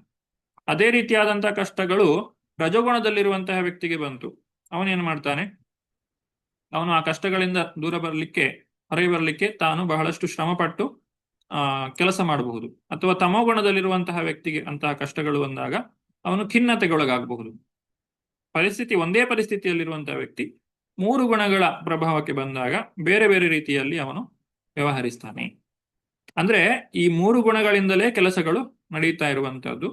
ಹಾಗೂ ಆ ಒಂದು ಕೆಲಸ ನಡೀಲಿಕ್ಕೆ ಬೇಕಾದಂತಹ ಶಕ್ತಿ ಏನಿದೆ ಅದು ಈ ಶರೀರದಲ್ಲಿ ಉತ್ಪತ್ತಿ ಆಗ್ತಾ ಇರುವಂತದ್ದು. ಅದಕ್ಕೂ ಕೂಡ ಪ್ರಕೃತಿಯೇ ಕಾರಣ. ಹಾಗಾಗಿ ಜೀವಾತ್ಮನು ಸ್ವತಃ ಏನನ್ನೇ ಮಾಡುವುದಿಲ್ಲ, ಏನನ್ನೂ ಮಾಡ್ಲಿಕ್ಕೆ ಸಾಧ್ಯ ಇಲ್ಲ. ಅವನಿಗೆ ಶರೀರವನ್ನ ಸ್ಪರ್ಶಿಸ್ಲಿಕ್ಕೆ ಕೂಡ ಸಾಧ್ಯ ಇಲ್ಲ. ಅಂಥದ್ರಲ್ಲಿ ಕಾರ್ಯವನ್ನ ನಾನು ಮಾಡಿದೆ ಅಂತ ಹೇಳಿ ಯಾರು ತಿಳ್ಕೊಳ್ತಾರೋ, ಅಂದ್ರೆ ತಾನೇ ಸ್ವತಃ ಮಾಡ್ತಾ ಇದ್ದೇನೆ ಅಂತ ಹೇಳಿ ಯಾರು ತಿಳ್ಕೊಳ್ತಾರೋ ಅಂತವರನ್ನ ಕರ್ಮವು ಬಂಧಿಸ್ತದೆ ವಿನಃ ಇರುವ ವಾಸ್ತವ ಸ್ಥಿತಿಯನ್ನ ಇರುವ ಹಾಗೆಯೇ ಯಾರು ಅರ್ಥ ಮಾಡಿಕೊಳ್ತಾರೆ ಅವರಿಗೆ ಕರ್ಮದ ಬಂಧನ ಇಲ್ಲ. ಇದು ಬಹಳ ಮುಖ್ಯವಾದಂತಹ ವಿಚಾರ. ಯಾಕಂದ್ರೆ ಇದು ಹೇಗೆ ಅಂತ ಹೇಳಿದ್ರೆ, ಒಬ್ಬ ಜೈಲಿನಲ್ಲಿರುವಂತಹ ಖೈದಿ ಅವನು ಅಲ್ಲಿಂದ ಹೊರಗೆ ಬರಬೇಕಾದ್ರೆ ಆ ಜೈಲಿನ ಬಾಗಿಲನ್ನ ತೆಗಿಬೇಕು. ಅದಕ್ಕೆ ಬೇಕಾದಂತಹ ಕೀಲಿಕೈಯನ್ನ ಅವನ ಕೈಗೆ ಕೊಟ್ಟ ಹಾಗೆ ಇದು ಒಂದು ಕೀಲಿಕೈ, ಈ ಕರ್ಮ ಸಿದ್ಧಾಂತ ಅನ್ನುವಂಥದ್ದು. ಭೌತಿಕ ಪ್ರಪಂಚದಿಂದ ಹೊರಗೆ ಬರಲಿಕ್ಕೆ ಕೀಲಿಕೈ ಇದ್ದ ಹಾಗೆ ಈ ಕರ್ಮ ಸಿದ್ಧಾಂತ. ಕರ್ಮ ಹೇಗೆ ಕೆಲಸ ಮಾಡ್ತದೆ, ಅದು ನಮ್ಮನ್ನ ಯಾವ ರೀತಿಯಾಗಿ ಬಂಧಿಸ್ತದೆ, ಇದನ್ನು ನಾವು ಸರಿಯಾಗಿ ಅರ್ಥ ಮಾಡಿಕೊಂಡೆವು ಅಂತ ಹೇಳಿದ್ರೆ ಈ ಪ್ರಪಂಚದಿಂದ ನಮಗೆ ಹೊರಗೆ ಹೋಗ್ಲಿಕ್ಕೆ ಸಾಧ್ಯವಾಗ್ತದೆ. ಇದು ಇಲ್ಲಿ ಈ ಒಂದು ಶ್ಲೋಕದಲ್ಲಿ ನಾವು ಕಾಣಬಹುದು. ಆ ಭಗವಂತನ ಕಾರ್ಯಚಟುವಟಿಕೆಗಳನ್ನ ಅರ್ಥ ಮಾಡಿಕೊಳ್ಳುವಂತಹದ್ದು, ಹೇಗೆ ಭಗವಂತ ಈ ಒಂದು ಕಾರ್ಯಗಳಲ್ಲಿ ಅಥವಾ ಕರ್ಮದಿಂದ ಲಿಪ್ತನಾಗುವುದಿಲ್ಲ ಅನ್ನುವುದನ್ನು ಅರ್ಥ ಮಾಡಿಕೊಳ್ಳುವಂತಹದ್ದು. ಹಾಗೆ ಈ ಪ್ರಪಂಚದಲ್ಲಿ ಜೀವಿಗಳು ಕೂಡ ಯಾವುದೇ ಕಾರ್ಯವನ್ನು ಮಾಡಲಿಕ್ಕೆ ಸಾಧ್ಯ ಇಲ್ಲ, ಎಲ್ಲವನ್ನು ಕೂಡ ಪ್ರಕೃತಿಯೇ ಮಾಡ್ತಾ ಇರುವಂತದ್ದು ಅನ್ನೋದನ್ನ ಅರ್ಥ ಮಾಡಿಕೊಂಡು ನಾನು ನನ್ನದು ಅನ್ನೋದನ್ನ ನಾವು ಬಿಟ್ಟಾಗ ಆ ಒಂದು ಕರ್ಮಗಳು ನಮ್ಮನ್ನು ಕೂಡ ಬಂಧಿಸುವುದಿಲ್ಲ. ಮುಂದುವರಿಸ್ತಾ ಸಿದ್ಧರು ಹೇಳಿದಂತಹ ಮಾತು, ಸಿದ್ಧ ಊಚುಹು. ಸಿದ್ಧರು ಅಂತ ಹೇಳಿದ್ರೆ ಯಾರು ಸಿದ್ಧಿಗಳನ್ನ ಪಡೆದಿದ್ದಾರೆ ಅವರು ಈಗ ಯಾವುದೇ ಒಂದು ವಾಹನದ ಸಹಾಯವಿಲ್ಲದೆ ಅವರು ಗಾಳಿಯಲ್ಲಿ ಹಾರಾಡಬಲ್ಲರು, ಅಥವಾ ಅಣಿಮ ಲಘಿಮ ಪ್ರಾಪ್ತಿ ಪ್ರಾಕಮ್ಯ ಇತ್ಯಾದಿ ಅನೇಕ ಸಿದ್ಧಿಗಳಿವೆ. ಈ ಸಿದ್ಧಿಗಳನ್ನ ಪಡೆದಂತಹ ಜನರು ಪ್ರಾರ್ಥಿಸ್ತಾ ಇದ್ದಾರೆ ಭಗವಂತನಲ್ಲಿ. ಕಾಡುಗೆಚ್ಚಿಗೆ ಸಿಕ್ಕಿ ತುಂಬಾ ಯಾತನೆ ಪಟ್ಟ ಆನೆಯು ನದಿಯ ನೀರನ್ನು ಹೊಕ್ಕಿದೊಡನೆಯೇ ತನ್ನೆಲ್ಲ ನೋವುಗಳನ್ನು ಮರೆತು ಬಿಡುವ ಹಾಗೆ ಪರಮಪ್ರಭುವೆ, ನಮ್ಮ ಮನಸ್ಸುಗಳು ಯಾವಾಗಲೂ ನಿನ್ನ ದಿವ್ಯ ಲೀಲೆಗಳೆಂಬ ಅಮೃತ ಪ್ರವಾಹದಲ್ಲಿ ಮುಳುಗುತ್ತವೆ. ಆ ದಿವ್ಯಾನಂದವನ್ನು ಬಿಟ್ಟು ಬರಲು ಎಂದಿಗೂ ಬಯಸುವುದಿಲ್ಲ. ಅದು ಪರಬ್ರಹ್ಮದಲ್ಲಿ ಲೀನವಾಗುವಂತಹುದೇ ಆನಂದವಾಗಿದೆ. ಇದು ಸಿದ್ಧರು ಮಾಡಿರುವಂತಹ ಪ್ರಾರ್ಥನೆ. ಇಲ್ಲಿ ಸಿದ್ಧರು ಅವರು ತಮ್ಮ ಸ್ಥಿತಿಯನ್ನ ಇಲ್ಲಿ ವ್ಯಕ್ತಪಡಿಸ್ತಾ ಇದ್ದಾರೆ. ಯಾವ ರೀತಿಯಾಗಿ ಅವರು ಭಗವಂತನ ನೆನಪಿನಲ್ಲಿ, ಭಗವಂತನ ಸ್ಮರಣೆಯಲ್ಲಿಯೇ ಮುಳುಗಿರ್ತಾರೆ, ಅದರಲ್ಲೇ ದಿವ್ಯಾನಂದವನ್ನ ಪಡೀತಾರೆ ಅನ್ನೋದನ್ನ ಇಲ್ಲಿ ಹೇಳ್ತಾರೆ. ಉದಾಹರಣೆಯಾಗಿ ಕಾಡುಗಿಚ್ಚಿನಿಂದ ನೊಂದಂತಹ ಒಂದು ಆನೆ, ಕಾಡಾನೆ, ಅದು ನದಿಯ ನೀರನ್ನ ಪ್ರವೇಶಿಸಿದ ಹಾಗೆ. ಆನೆಗೆ ನೀರು ಅಂತ ಹೇಳಿದ್ರೆ ಬಹಳ ಇಷ್ಟ. ಆ ನೀರಿನಲ್ಲಿ ಅದು ಮುಳುಗಿ ತನ್ನೆಲ್ಲ ಒಂದು ಕಷ್ಟಗಳನ್ನ ದೂರ ಮಾಡಿಕೊಳ್ಳುತ್ತದೆ. ಪ್ರಾಪಂಚಿಕ ಜೀವನವೆಂಬ ಕಾಡುಗೆಚ್ಚಿಗೆ ಸಿಕ್ಕಿ ನರಳುತ್ತಿರುವವರು ಭಗವನ್ ಮಹಿಮಾ ವರ್ಣನೆ ಎಂಬ ಅಮೃತದ ಹೊಳೆಯೊಳಗೆ ಪ್ರವೇಶಿಸಿದರೆ ಪ್ರಾಪಂಚಿಕತೆಯ ಯಾತನೆಗಳೆಲ್ಲವನ್ನು ಮರೆಯುತ್ತಾರೆ. ಸಂಸಾರ ದಾವಾನಲಲಿಢಲೋಕ ತ್ರಾಣಾಯ ಕಾರುಣ್ಯ ಘನಾಘನತ್ವಂ. ಆ ಒಂದು ಸಂಸಾರ ದಾವಾನಲ ಅಗ್ನಿ ಏನಿದೆ ಅದನ್ನ ಭಗವಂತನ ಕರುಣೆ ಅನ್ನುವಂತಹ ಸಾಗರದಿಂದ ಗುರುಗಳು ಅದನ್ನ ಮೋಡಗಳ ರೂಪದಲ್ಲಿ ತಂದು ನಮಗೆ ಮಳೆ ಸುರಿಸ್ತಾರೆ. ಹಾಗಾಗಿ ಈ ಸಂಸಾರ ದಾವಾನಲದಿಂದ ನಮ್ಮನ್ನ ಪಾರು ಮಾಡ್ತಾರೆ ಅನ್ನುವಂತ ಮಾತನ್ನ ಇಲ್ಲಿ ನಾವು ನೆನಪು ಮಾಡಿಕೊಳ್ಳಬಹುದು. ಮುಂದುವರಿಸ್ತಾ ಯಾಜಮಾನ್ಯ ಉವಾಚ. ಇಲ್ಲಿ ದಕ್ಷಿಣ ಪತ್ನಿಯಾದಂತಹ ಪ್ರಸೂತಿಯು ನುಡಿಯುತ್ತಾ ಇರುವಂತಹ ಮಾತು. ನನ್ನ ಪ್ರಿಯ ಪ್ರಭುವೇ, ನೀನು ಈ ಯಾಗಮಂಟಪದಲ್ಲಿ ಪ್ರತ್ಯಕ್ಷನಾಗಿರುವುದು ನಮ್ಮ ಸುದೈವ. ನಿನಗೆ ಹೃತ್ಪೂರ್ವಕ ನಮಸ್ಕಾರಗಳನ್ನು ಅರ್ಪಿಸುತ್ತೇನೆ. ಈ ಸಂದರ್ಭವು ನಿನಗೆ ಮೆಚ್ಚುಗೆಯಾಗಲಿ ಎಂದು ಕೋರುತ್ತೇನೆ. ನೀನಿಲ್ಲದೆ ಈ ಯಾಗಮಂಟಪವು ತಲೆಯಿಲ್ಲದ ದೇಹದಂತೆ ವಿರೂಪವಾಗಿರುತ್ತದೆ. ಭಗವಂತನನ್ನ ಪ್ರಸನ್ನಗೊಳಿಸುವುದೇ ಎಲ್ಲಾ ಕಾರ್ಯಗಳ ಮೂಲ ಉದ್ದೇಶ. ಹಾಗಾಗಿ ಭಗವಂತನನ್ನ ಯಜ್ಞೇಶ್ವರ ಅಂತ ಹೇಳಿ ಕರೀತಾರೆ. ಭಗವಂತನಿಗೆ ಪ್ರೀತಿಯಾಗುವಂತಹ ಯಾವುದೇ ಕಾರ್ಯ ಇರಲಿ ಅದು ಯಜ್ಞವೇ ಆಗಿರ್ತದೆ. ಈ ದಕ್ಷನು ಮಾಡುವಂತಹ ಈ ದ್ರವ್ಯ ಯಜ್ಞ ಇರಬಹುದು, ಅಥವಾ ನಾವು ಮಾಡುವಂತಹ ಜಪ ಯಜ್ಞ ಇರಬಹುದು, ಸಂಕೀರ್ತನೆ ಯಜ್ಞ ಇರಬಹುದು, ಅಥವಾ ಭಗವಂತನ ಪಾದಕಮಲಗಳಿಗೆ ಅರ್ಪಿಸುವಂತಹ ಒಂದು ಹೂವು, ಅದು ಕೂಡ ಒಂದು ಯಜ್ಞ. ಯಾಕಂದ್ರೆ ಅದು ಭಗವಂತನನ್ನ ಸುಪ್ರೀತಗೊಳಿಸ್ಲಿಕ್ಕೆ ನಾವು ಮಾಡುವಂತಹ ಪ್ರಯತ್ನ. ಭಗವದ್ಭಕ್ತಿಹೀನಸ್ಯ ಜಾತಿಶಾಸ್ತ್ರಂ ಜಪಸ್ತತಃ ತಪಃ ಅಪ್ರಾಣಸ್ಯೇವ ದೇಹಸ್ಯ ಮಂಡಲಂ ಮಂಡಲಂ ಲೋಕರಂಜನಂ. ಇದು ಹರಿಭಕ್ತಿ ಸುಧೋದಯದಲ್ಲಿ ಹೇಳಿರುವಂತಹ ಮಾತು. ಒಬ್ಬ ವ್ಯಕ್ತಿ ಎಷ್ಟೇ ಪಾರಂಗತನಾಗಿರಬಹುದು, ಅವನು ಶಾಸ್ತ್ರಗಳಲ್ಲಿ ಬಹಳಷ್ಟು ತಿಳಿದವನಾಗಿರಬಹುದು, ಅಥವಾ ಯಜ್ಞಗಳನ್ನು ಆಚರಿಸುವುದರಲ್ಲಿ ಎಷ್ಟೇ ಚೆನ್ನಾಗಿ ಆ ಯಜ್ಞಗಳನ್ನು ಆಚರಿಸಬಹುದು, ಆದರೆ ಅವನಲ್ಲಿ ಭಗವದ್ಭಕ್ತಿ ಇಲ್ಲ ಅಂತ ಹೇಳಿದ್ರೆ ಅದು ಒಂದು ಹೆಣಕ್ಕೆ ಮಾಡಿದಂತಹ ಶೃಂಗಾರದ ಹಾಗೆ. ಮಂಡಲಂ ಲೋಕರಂಜನಂ ಅಪ್ರಾಣಸ್ಯೈವ ದೇಹಸ್ಯ ಮಂಡನಂ ಲೋಕರಂಜನಂ. ಈ ಹೆಣದ ಮೇಲೆ ನಾವು ಅಲಂಕಾರವನ್ನ ಮಾಡಿದ್ರೆ ಆ ವ್ಯಕ್ತಿಗೇನು ಸಂತೋಷ ಆಗುವುದಿಲ್ಲ, ಯಾಕಂದ್ರೆ ಅವನು ಆಗಾಗಲೇ ಶರೀರವನ್ನು ತ್ಯಾಗ ಮಾಡಿ ಹೋಗಿ ಆಗಿದೆ. ಹಾಗಾದ್ರೆ ಯಾರಿಗೆ ಸಂತೋಷ ಆಗ್ತದೆ? ಲೋಕರಂಜನ, ನೋಡುವ ಜನರಿಗೆ ಅದು ಸ್ವಲ್ಪ ಸುಂದರವಾಗಿ ಕಾಣಬಹುದಷ್ಟೇ, ತುಂಬಾ ಚೆನ್ನಾಗಿ ಅಲಂಕಾರ ಮಾಡಿದ್ದಾರೆ ಅಂತ ಹೇಳಿ. ಆದ್ರೆ ಅದರಿಂದ ಯಾರಿಗೂ ಆ ವ್ಯಕ್ತಿಗೆ ಏನು ಪ್ರಯೋಜನ ಆಗುವುದಿಲ್ಲ. ಈ ರೀತಿ ಪ್ರಸೂತಿಯು ಪ್ರಾರ್ಥನೆಯನ್ನ ಮಾಡ್ತಾ ಇದ್ದಾಳೆ. ಪ್ರಸೂತಿ ಅಂತ ಹೇಳಿದ್ರೆ ಒಂದು ರೀತಿ ನೋಡಿದ್ರೆ ಅದು ಭಗವಂತನ ಚಿಕ್ಕಮ್ಮ ಆಗ್ಬೇಕು. ಯಾಕಂದ್ರೆ ಕಪಿಲ ಮುನಿಯ ತಾಯಿ ದೇವಹೂತಿಯ ತಂಗಿ ಪ್ರಸೂತಿ. ಹಾಗಾಗಿ ಒಂದು ವಾತ್ಸಲ್ಯ ಭಾವದಿಂದ ಪ್ರಸೂತಿಯು ಭಗವಂತನಲ್ಲಿ ಅನುಗ್ರಹವನ್ನ ಬೇಡ್ತಾ ಇದ್ದಾಳೆ.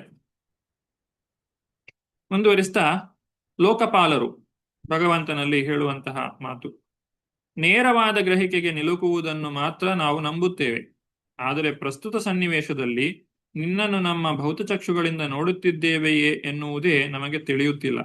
ನಮ್ಮ ಭೌತಿಕ ಇಂದ್ರಿಯಗಳಿಂದ ನಾವು ಕೇವಲ ವಿಶ್ವದ ಸೃಷ್ಟಿ ಸಮಸ್ತವನ್ನು ಗ್ರಹಿಸಬಲ್ಲೆವು. ನೀನಾದರೂ ಪಂಚಭೂತಗಳಿಗೆ ಅತೀತನಾಗಿ ಆರಣೀಯವನಾಗಿರುವೆ. ಆದ್ದರಿಂದ ನಿನ್ನನ್ನು ಭೌತ ಪ್ರಪಂಚದ ಸೃಷ್ಟಿಯಾಗಿಯೇ ನಾವು ನೋಡುತ್ತಿದ್ದೇವೆ. ಈ ಭೌತ ಸೃಷ್ಟಿ ಅಂದ್ರೆ ಮಣ್ಣು, ನೀರು, ಗಾಳಿ, ಬೆಂಕಿ, ಆಕಾಶ, ಈ ಐದಕ್ಕಿಂತ ಹೊರತಾದದ್ದು ಆರನೆಯದು ನಮಗೆ ಗೊತ್ತಿಲ್ಲ. ಆರನೆಯ ವಸ್ತುವನ್ನು ನಾವು ಕಂಡಿಲ್ಲ.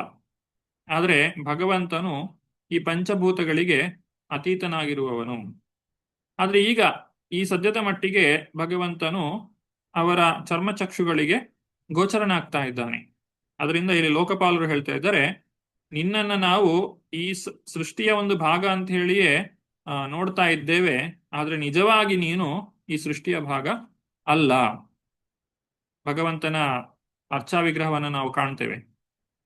ಅರ್ಚಾ ವಿಗ್ರಹವನ್ನ ನಾವು ಕಂಡಾಗ ನಮ್ಗೆ ಸಾಮಾನ್ಯ ಒಂದು ಮೂರ್ತಿ ಅಥವಾ ಅದು ಮರದಿಂದ ಮಾಡಿರಬಹುದು, ಅಥವಾ ಕಲ್ಲಿನಿಂದ ಮಾಡಿರಬಹುದು, ಅಥವಾ ಲೋಹದಿಂದ ಮಾಡಿರಬಹುದು. ಆ ಲೋಹ, ಮಣ್ಣು, ಕಲ್ಲು ಇತ್ಯಾದಿಗಳನ್ನೇ ನಾವು ಅಲ್ಲಿ ಕಾಣ್ತಾ ಇದ್ರೆ ಅದು ಭೌತಿಕವಾದಂತಹ ದೃಷ್ಟಿ. ಆದ್ರೆ ಆ ಮುಖಾಂತರವಾಗಿ ಆ ರೂಪ ಏನು ನಾವು ಕಾಣ್ತಾ ಇದ್ದೇವೆ ಅದು ಭಗವಂತನದೇ ನಿಜವಾದ ರೂಪ ಅಂತ ಹೇಳಿ ನಾವು ಅರ್ಥ ಮಾಡಿಕೊಂಡಾಗ ನಾವು ನಿಜವಾದಂತಹ ಭಗವಂತನ ದರ್ಶನವನ್ನು ಪಡೆಯಲಿಕ್ಕೆ ಸಾಧ್ಯವಾಗ್ತದೆ. ಅದಕ್ಕೆ ಪ್ರಭುಪಾದರು ಇಲ್ಲಿ ಹೇಳ್ತಾರೆ, ಪ್ರೇಮಾಂಜನ ಚುರಿತ ಭಕ್ತಿ ವಿಲೋಚನೇನ ಸಂತಸ್ ಸದೈವ ಹೃದಯೇಶು ವಿಲೋಕಯಂತಿ. ಯಾರು ತಮ್ಮ ಕಣ್ಣುಗಳಿಗೆ ಕೃಷ್ಣ ಪ್ರೇಮ ಅನ್ನುವಂತಹ ಅಂಜನವನ್ನ ಹಾಕಿಕೊಂಡಿರ್ತಾರೋ ಅವರಿಗೆ ಭಗವಂತನು ಇದ್ದ ಹಾಗೆ ಕಾಣಲಿಕ್ಕೆ ಸಾಧ್ಯ. ಇಲ್ಲ ಅಂತ ಹೇಳಿದ್ರೆ ದುರ್ಯೋಧನ ರೀತಿಯಲ್ಲಿ ನೇರವಾಗಿ ಭಗವಂತ ನಮ್ಮ ಮುಂದೆ ಬಂದು ನಿಂತರೂ ಕೂಡ ನಮಗೆ ಅವನನ್ನು ಗುರುತಿಸುವಂತಹ ಶಕ್ತಿ ಇರುವುದಿಲ್ಲ.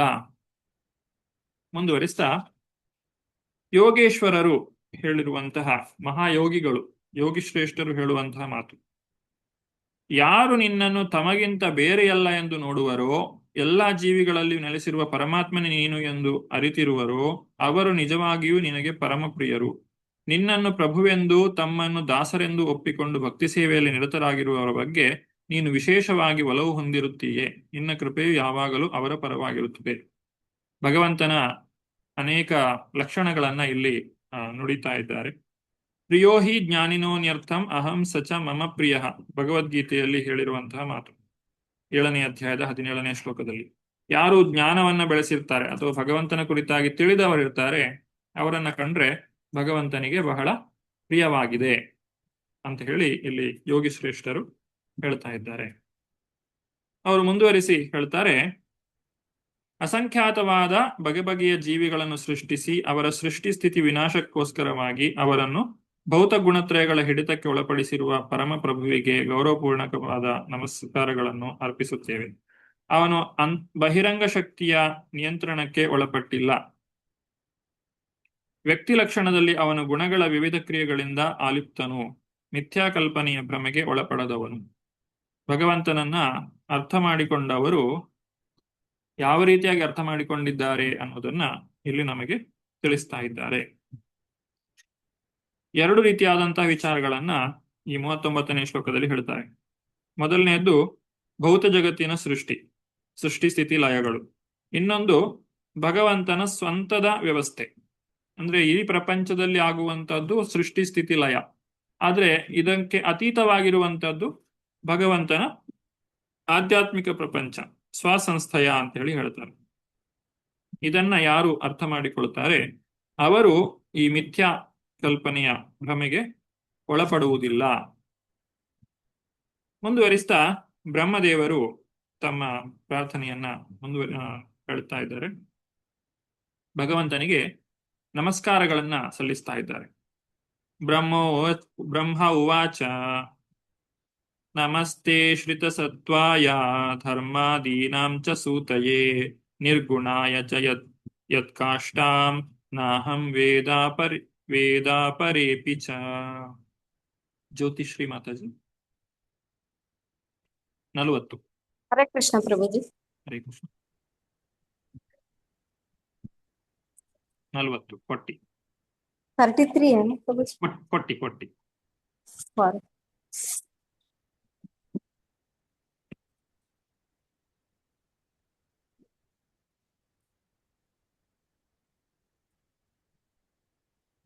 ಅನುವಾದ.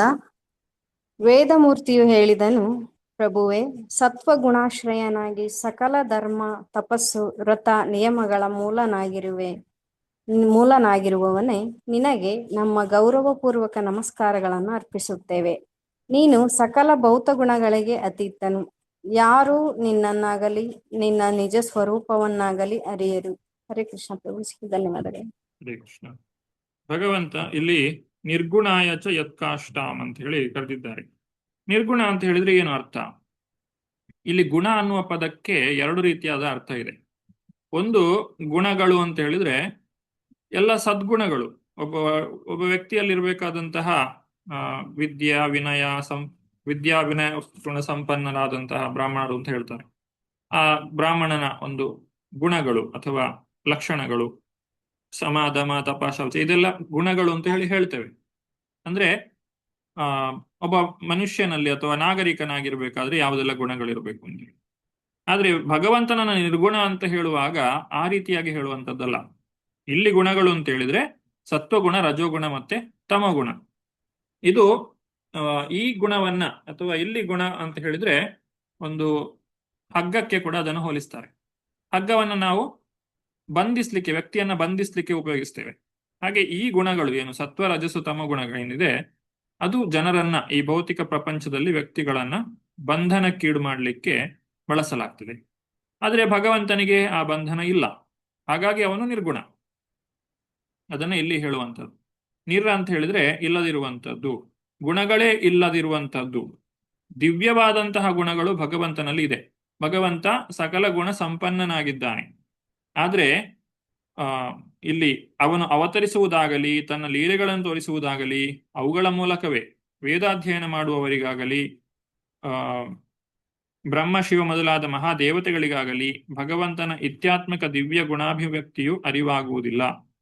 ವಾಸ್ತವವಾಗಿ ಆಧ್ಯಾತ್ಮಿಕವಾದ ದಿವ್ಯ ಗುಣಗಳನ್ನು ಭಕ್ತರು ಮಾತ್ರವೇ ಕಾಣಬಲ್ಲರು. ಭಗವಂತನಲ್ಲಿ ಈ ದಿವ್ಯ ಗುಣಗಳು ಎಲ್ಲವೂ ಇದೆ. ಆದ್ರೆ ಭಗವಂತನಿಗೆ 3 ಗುಣಗಳ ಬಂಧನ ಇಲ್ಲ ಅಂತ ಹೇಳಿ ಭಗವಂತನನ್ನ ನಿರ್ಗುಣ ಅಂತ ಹೇಳಿ ಆ ರೀತಿಯಾಗಿ ನಾವು ಅರ್ಥ ಮಾಡಿಕೊಳ್ಬೇಕು. ಅಗ್ನಿದೇವರು ಹೇಳುವಂತಹ ಮಾತು, ನನ್ನ ಪ್ರೀತಿಯ ಪ್ರಭುವೇ, ನಿನಗೆ ನನ್ನ ಗೌರವಪೂರ್ವಕ ಪ್ರಣಾಮಗಳನ್ನು ಸಲ್ಲಿಸುತ್ತೇನೆ. ನಿನ್ನ ಕೃಪೆಯಿಂದ ನಾನು ಉಜ್ವಲವಾಗಿ ಬೆಳಗುತ್ತಿದ್ದೇನೆ. ಅಗ್ನಿಯಾಗಿ ಯಜ್ಞದಲ್ಲಿ ಅರ್ಪಿಸುವ ತುಪ್ಪ ಬೆರೆತ ಹವಿಸುಗಳನ್ನು ಸ್ವೀಕರಿಸುತ್ತೇನೆ. ಯಜುರ್ವೇದದ ಪ್ರಕಾರ 5 ಬಗೆಯ ಅರ್ಪಣೆಗಳು ಎಲ್ಲವೂ ನಿನ್ನ ಬೇರೆ ಬೇರೆ ಶಕ್ತಿಗಳೇ. 5 ಬಗೆಯ ವೇದ ಮಂತ್ರಗಳಿಂದ ನಿನ್ನನ್ನು ಪೂಜಿಸಲಾಗುತ್ತದೆ. ಯಜ್ಞವೆಂದರೆ ದೇವೋತ್ತಮ ಪರಮಪುರುಷನಾದ ನೀನೇ. ಭಗವಂತನನ್ನ ಯಜ್ಞಮೂರ್ತಿ ಅಂತ ಹೇಳ್ತಾರೆ. ಭಗವಂತನ ವರಾಹ ರೂಪವನ್ನ ಯಜ್ಞಮೂರ್ತಿ ಅಂತ ಹೇಳಿ ಕರೆಯುವಂಥದ್ದು. ವರಾಹದೇವರ ಒಂದೊಂದು ಅಂಗಗಳು ಆ ಯಜ್ಞದ ಭಾಗಗಳಾಗಿವೆ. ಅಂತಹ ಯಜ್ಞದಲ್ಲಿ ಇಲ್ಲಿ ದ್ರವ್ಯ ಯಜ್ಞ ಮುಖ್ಯವಾಗಿ ಅಗ್ನಿಗೆ ಹವಿಸ್ಸನ್ನು ಅರ್ಪಿಸುವಂತಹದ್ದು. ಅಗ್ನಿ ಮುಖೇನ ಎಲ್ಲ ದೇವತೆಗಳಿಗೂ ಕೂಡ ಹವಿಸ್ಸು ದೊರಕ್ತದೆ. ಆ ಮುಖಾಂತರವಾಗಿ ನಾವು ದೇವೋತ್ತಮ ಪರಮಪುರುಷನಾದ ಭಗವಂತನನ್ನ ಸುಪ್ರೀತಗೊಳಿಸುವಂತಹದ್ದು. ಆದ್ರೆ ಇಲ್ಲಿ ಪ್ರಭುಪಾದರು ಭಾವಾರ್ಥದಲ್ಲಿ ಸ್ಪಷ್ಟಪಡಿಸ್ತಾರೆ, ಈ ಕಲಿಯುಗದಲ್ಲಿ ಮಾಡಬೇಕಾದಂತಹ ಯಜ್ಞ ಯಾವುದು? ಜಪಯಜ್ಞ. ಹರೇ ಕೃಷ್ಣ ಕೃಷ್ಣ ಕೃಷ್ಣ ಹರೇ ಹರೇ, ಹರೇ ರಾಮ ರಾಮ ರಾಮ ಹರೇ ಹರೇ. ಈ ಒಂದು ಹರಿನಾಮ ಯಜ್ಞವನ್ನು ನಾವು ಮಾಡಬೇಕು. ಇದು ಈ ಕಲಿಯುಗದಲ್ಲಿ ಸಾಧ್ಯವಾಗುವಂತಹದ್ದು. ಬೇರೆ ವಿಧಾನಗಳು ಸಾಧ್ಯ ಇಲ್ಲ, ಎಲ್ಲರಿಗೂ ಕೂಡ ಸಾಧ್ಯವಾಗುವಂಥದ್ದಲ್ಲ. ಮುಂದುವರಿಸ್ತಾ ಅಲ್ಲಿ ನೆರೆದಿದ್ದಂತಹ ಇತರ ಎಲ್ಲ ದೇವತೆಗಳು ಭಗವಂತನಲ್ಲಿ ಪ್ರಾರ್ಥನೆಯನ್ನ ಮಾಡುವಂತಹದ್ದು. ಪ್ರಳಯ ಕಾಲದಲ್ಲಿ ಭೌತ ಸೃಷ್ಟಿಯ ಸಕಲ ಶಕ್ತಿಗಳನ್ನು ನೀನು ನಿನ್ನೊಳಗೆ ಅಡಗಿಸಿಟ್ಟುಕೊಂಡೆ. ಆಗ ಊರ್ಧ್ವಲೋಕ ನಿವಾಸಿಗಳನ್ನು ಪ್ರತಿನಿಧಿಸುವ ಸನಕ ಮೊದಲಾದ ಮುಕ್ತಾತ್ಮರು ತತ್ವಚಿಂತನೆಯ ಮೂಲಕ ನಿನ್ನನ್ನು ಕುರಿತು ಧ್ಯಾನ ಮಾಡುತ್ತಿದ್ದರು. ಆದ್ದರಿಂದ ನೀನೇ ಆದಿಪುರುಷ. ನೀನು ಪ್ರಳಯ ಜಲಧಿಯಲ್ಲಿ ಶೇಷನಾಗನ ಶಯ್ಯೆಯ ಮೇಲೆ ವಿಶ್ರಮಿಸಿಕೊಳ್ಳುವೆ. ಇಂದು ನಿನ್ನ ದಾಸರಾದ ನಮಗೆ ದರ್ಶನ ಕೊಡುತ್ತಿದ್ದೀಯೇ, ದಯವಿಟ್ಟು ನಮ್ಮನ್ನು ರಕ್ಷಿಸು. ಆ ಭಗವಂತನನ್ನ ಭಕ್ತರು ಮತ್ತು ದೇವತೆಗಳು ಯಾವ ರೀತಿಯಾಗಿ ತಿಳಿದಿದ್ದಾರೆ ಅನ್ನುವುದನ್ನ ನಾವು ಭಾಗವತದಿಂದ ನಾವು ತಿಳ್ಕೊಳ್ಬಹುದು. ಮುಂದುವರಿಸ್ತಾ ಗಂಧರ್ವರು ಯಾವ ರೀತಿಯಾಗಿ ಪ್ರಾರ್ಥನೆಯನ್ನ ಮಾಡ್ತಾ ಇದ್ದಾರೆ. ಪ್ರಿಯ ಪ್ರಭುವೆ, ಶಿವ, ಬ್ರಹ್ಮ, ಇಂದ್ರ, ಮರೀಚಿ ಮೊದಲುಗೊಂಡು ಸಮಸ್ತ ದೇವತೆಗಳು, ಎಲ್ಲ ಮಹರ್ಷಿಗಳು ನಿನ್ನ ದೇಹದ ಬೇರೆ ಬೇರೆ ವಿಭಿನ್ನಾಂಶಗಳು. ನೀನು ಪರಮೋನ್ನತ ಸರ್ವಶಕ್ತನು. ಸೃಷ್ಟಿಯ ಸಮಸ್ತವೂ ನಿನಗೆ ಒಂದು ಆಟಿಕೆ ಇದ್ದ ಹಾಗೆ. ನಾವು ನಿನ್ನನ್ನು ಸದಾಕಾಲವು ದೇವೋತ್ತಮ ಪರಮಪುರುಷನಾಗಿ ಸ್ವೀಕರಿಸಿ ನಿನಗೆ ನಮ್ಮ ಗೌರವ ಪುರಸ್ಕರವಾದ ಪ್ರಣಾಮಗಳನ್ನು ಸಲ್ಲಿಸುತ್ತಿದ್ದೇವೆ. ಇಲ್ಲಿ ಈ ಸೃಷ್ಟಿ ಅನ್ನುವಂಥದ್ದು ನಾವು ಬ್ರಹ್ಮದೇವರು ಮಾಡುವಂತಹ ಸೃಷ್ಟಿಯನ್ನು ನೋಡಿದಾಗ ಬಹಳ ಕಷ್ಟಪಟ್ಟಿರುವುದನ್ನು ನಾವು ಕಾಣಬಹುದು. ಆ ಒಂದು ವಿಸರ್ಗದ ಸಂದರ್ಭದಲ್ಲಿ ಜೀವಿಗಳನ್ನ ಸೃಷ್ಟಿ ಮಾಡಲಿಕ್ಕೆ. ಆದರೆ ಭಗವಂತನಿಗೆ ಇದೊಂದು ಆಟಿಕೆಯ ರೀತಿಯಲ್ಲಿ ಕೇವಲ ದೃಷ್ಟಿ ಮಾತ್ರದಿಂದ, ಒಂದು ನೋಟವನ್ನ ಬೀರುವುದರಿಂದ ಸಹ ಐಕ್ಷತ, ಭಗವಂತ ಇಚ್ಛಾ ಮಾತ್ರದಿಂದ ಈ ಸೃಷ್ಟಿಯನ್ನ ಸೃಷ್ಟಿ ಮಾಡ್ತಾನೆ, ಸ್ಥಿತಿಯನ್ನ ಅದನ್ನ ನೋಡಿಕೊಳ್ಳುವಂಥದ್ದು, ಮತ್ತೆ ಪ್ರಳಯ ಕಾಲದಲ್ಲಿ ಲಯಗೊಳಿಸುವಂತಹದ್ದು. ಇದು ಎಲ್ಲವನ್ನು ಕೂಡ ಭಗವಂತನು ಒಂದು ಆಟಿಕೆಯ ರೀತಿಯಲ್ಲಿ, ಆಟದ ರೀತಿಯಲ್ಲಿ ಮಾಡ್ತಾನೆ. ಈ ರೀತಿ ಮುಂದಕ್ಕೆ ವಿದ್ಯಾಧರರು ಭಗವಂತನಲ್ಲಿ ಪ್ರಾರ್ಥನೆಯನ್ನ ಮಾಡ್ತಾ ಇದ್ದಾರೆ. ಮನುಷ್ಯ ಜನ್ಮ ಇರುವುದು ಅತ್ಯುನ್ನತ ಪರಿಪೂರ್ಣತೆಯನ್ನು ಸಾಧಿಸುವುದಕ್ಕಾಗಿ. ಆದರೆ ನಿನ್ನ ಬಹಿರಂಗ ಶಕ್ತಿಯಿಂದ ಪ್ರಚೋದಿತನಾಗಿ ಜೀವಿಯು ತನ್ನ ದೇಹದೊಂದಿಗೆ ಭೌತಶಕ್ತಿಯೊಂದಿಗೆ ಸಮೀಪೀಕರಿಸಿಕೊಳ್ಳುತ್ತಾನೆ. ಮಾಯೆಯಿಂದ ಪ್ರಭಾವಿತನಾಗಿ ಲೌಕಿಕ ಸುಖಭೋಗಗಳಿಂದ ಸಂತೋಷವಾಗಿರಲು ಬಯಸುತ್ತಾನೆ. ಅವನು ತಪ್ಪುದಾರಿ ಹಿಡಿದು ಸದಾಕಾಲ ಅನಿತ್ಯವೂ ಭ್ರಮೆಯಿಂದ ಕೂಡಿದವೂ ಆದ ಸಂತೋಷದಿಂದ ಆಕರ್ಷಿತನಾಗುತ್ತಾನೆ. ಆದರೆ ನಿನ್ನ ಅಲೌಕಿಕ ಲೀಲೆಗಳು ಎಷ್ಟು ಶಕ್ತಿಪೂರ್ಣವಾಗಿವೆ ಎಂದರೆ ಅವುಗಳನ್ನು ಕೇಳುವುದರಿಂದ ಅಥವಾ ಹೇಳುವುದರಿಂದಲೇ ಅವನು ಭ್ರಮೆಯಿಂದ ಬಿಡುಗಡೆ ಹೊಂದಬಹುದು. ಈ ಭೌತಿಕ ಪ್ರಪಂಚವನ್ನ ಎಷ್ಟೊಂದು ಆಕರ್ಷಿತವಾಗಿ ಸೃಷ್ಟಿ ಮಾಡಿದ್ದಾರೆ ಅಂತ ಹೇಳಿದ್ರೆ, ಜೀವಿಯು ಜೀವನ ಪೂರ್ತಿ ಈ ವಿಷಯ ವಸ್ತುಗಳಲ್ಲೇ ಮುಳುಗಿದ್ರೂ ಕೂಡ ಅವನಿಗೆ ಸಮಯ ಸಾಕಾಗುವುದಿಲ್ಲ. ಅಷ್ಟೊಂದು ಆಕರ್ಷಿತವಾಗಿ ಈ ಪ್ರಪಂಚವನ್ನ ಸೃಷ್ಟಿ ಮಾಡಲಾಗಿದೆ. ಭಗವಂತನ ನೆನೆಯಬೇಕು ಅಂತಲೇ ಅವನಿಗೆ ಅನ್ನಿಸುವುದಿಲ್ಲ. ಆದರೆ ಯಾರು ಅದೃಷ್ಟಶಾಲಿಗಳಾಗಿರ್ತಾರೋ ಅವರು ಭಗವಂತನ ಭಕ್ತರ ಒಂದು ಸಂಪರ್ಕಕ್ಕೆ ಬಂದಾಗ ಭಗವಂತನ ಕುರಿತಾಗಿ ತಿಳ್ಕೊಳ್ಳುವ ಮುಖಾಂತರ ಈ ಒಂದು ಭಗವಂತನದೇ ಮಾಯೆ ಅದನ್ನ ಮೀರಿ ನಿಲ್ಲಕ್ಕೆ ಸಾಧ್ಯವಾಗ್ತದೆ, ಭಗವಂತನ ಅನುಗ್ರಹವನ್ನು ಪಡೀಲಿಕ್ಕೆ ಸಾಧ್ಯವಾಗ್ತದೆ. ಈ ಒಂದು ಶಕ್ತಿ ಏನಿದೆ, ಈ ಮಾಯೆ ಏನಿದೆ, ಅದನ್ನ ಎರಡು ರೀತಿಯಲ್ಲಿ ಹೇಳ್ತಾರೆ. ಒಂದು ಆವರಣಾತ್ಮಿಕ ಶಕ್ತಿ, ಇನ್ನೊಂದು ಪ್ರಕ್ಷೇಪಾತ್ಮಿಕ ಶಕ್ತಿ ಅಂತೇಳಿ. ನಾವು ಯಾರು ಅನ್ನುವುದನ್ನ ನಾವು ಮರೆತು ಬಿಡ್ತೇವೆ, ಅದು ಆವರಣಾತ್ಮಿಕ ಶಕ್ತಿ. ಪ್ರಕ್ಷೇಪಾತ್ಮಿಕ ಶಕ್ತಿ ಅಂತ ಹೇಳಿದ್ರೆ ನಾವು ಯಾರು ಅಂತೇಳಿ ನಮಗೆ ತಿಳಿದ ಮೇಲೂ ಕೂಡ ಆ ಭಗವಂತನಲ್ಲಿ ನಮಗೆ ಭಕ್ತಿ ಮಾಡಲಿಕ್ಕೆ ಆಸಕ್ತಿಯು ಬರುವುದಿಲ್ಲ.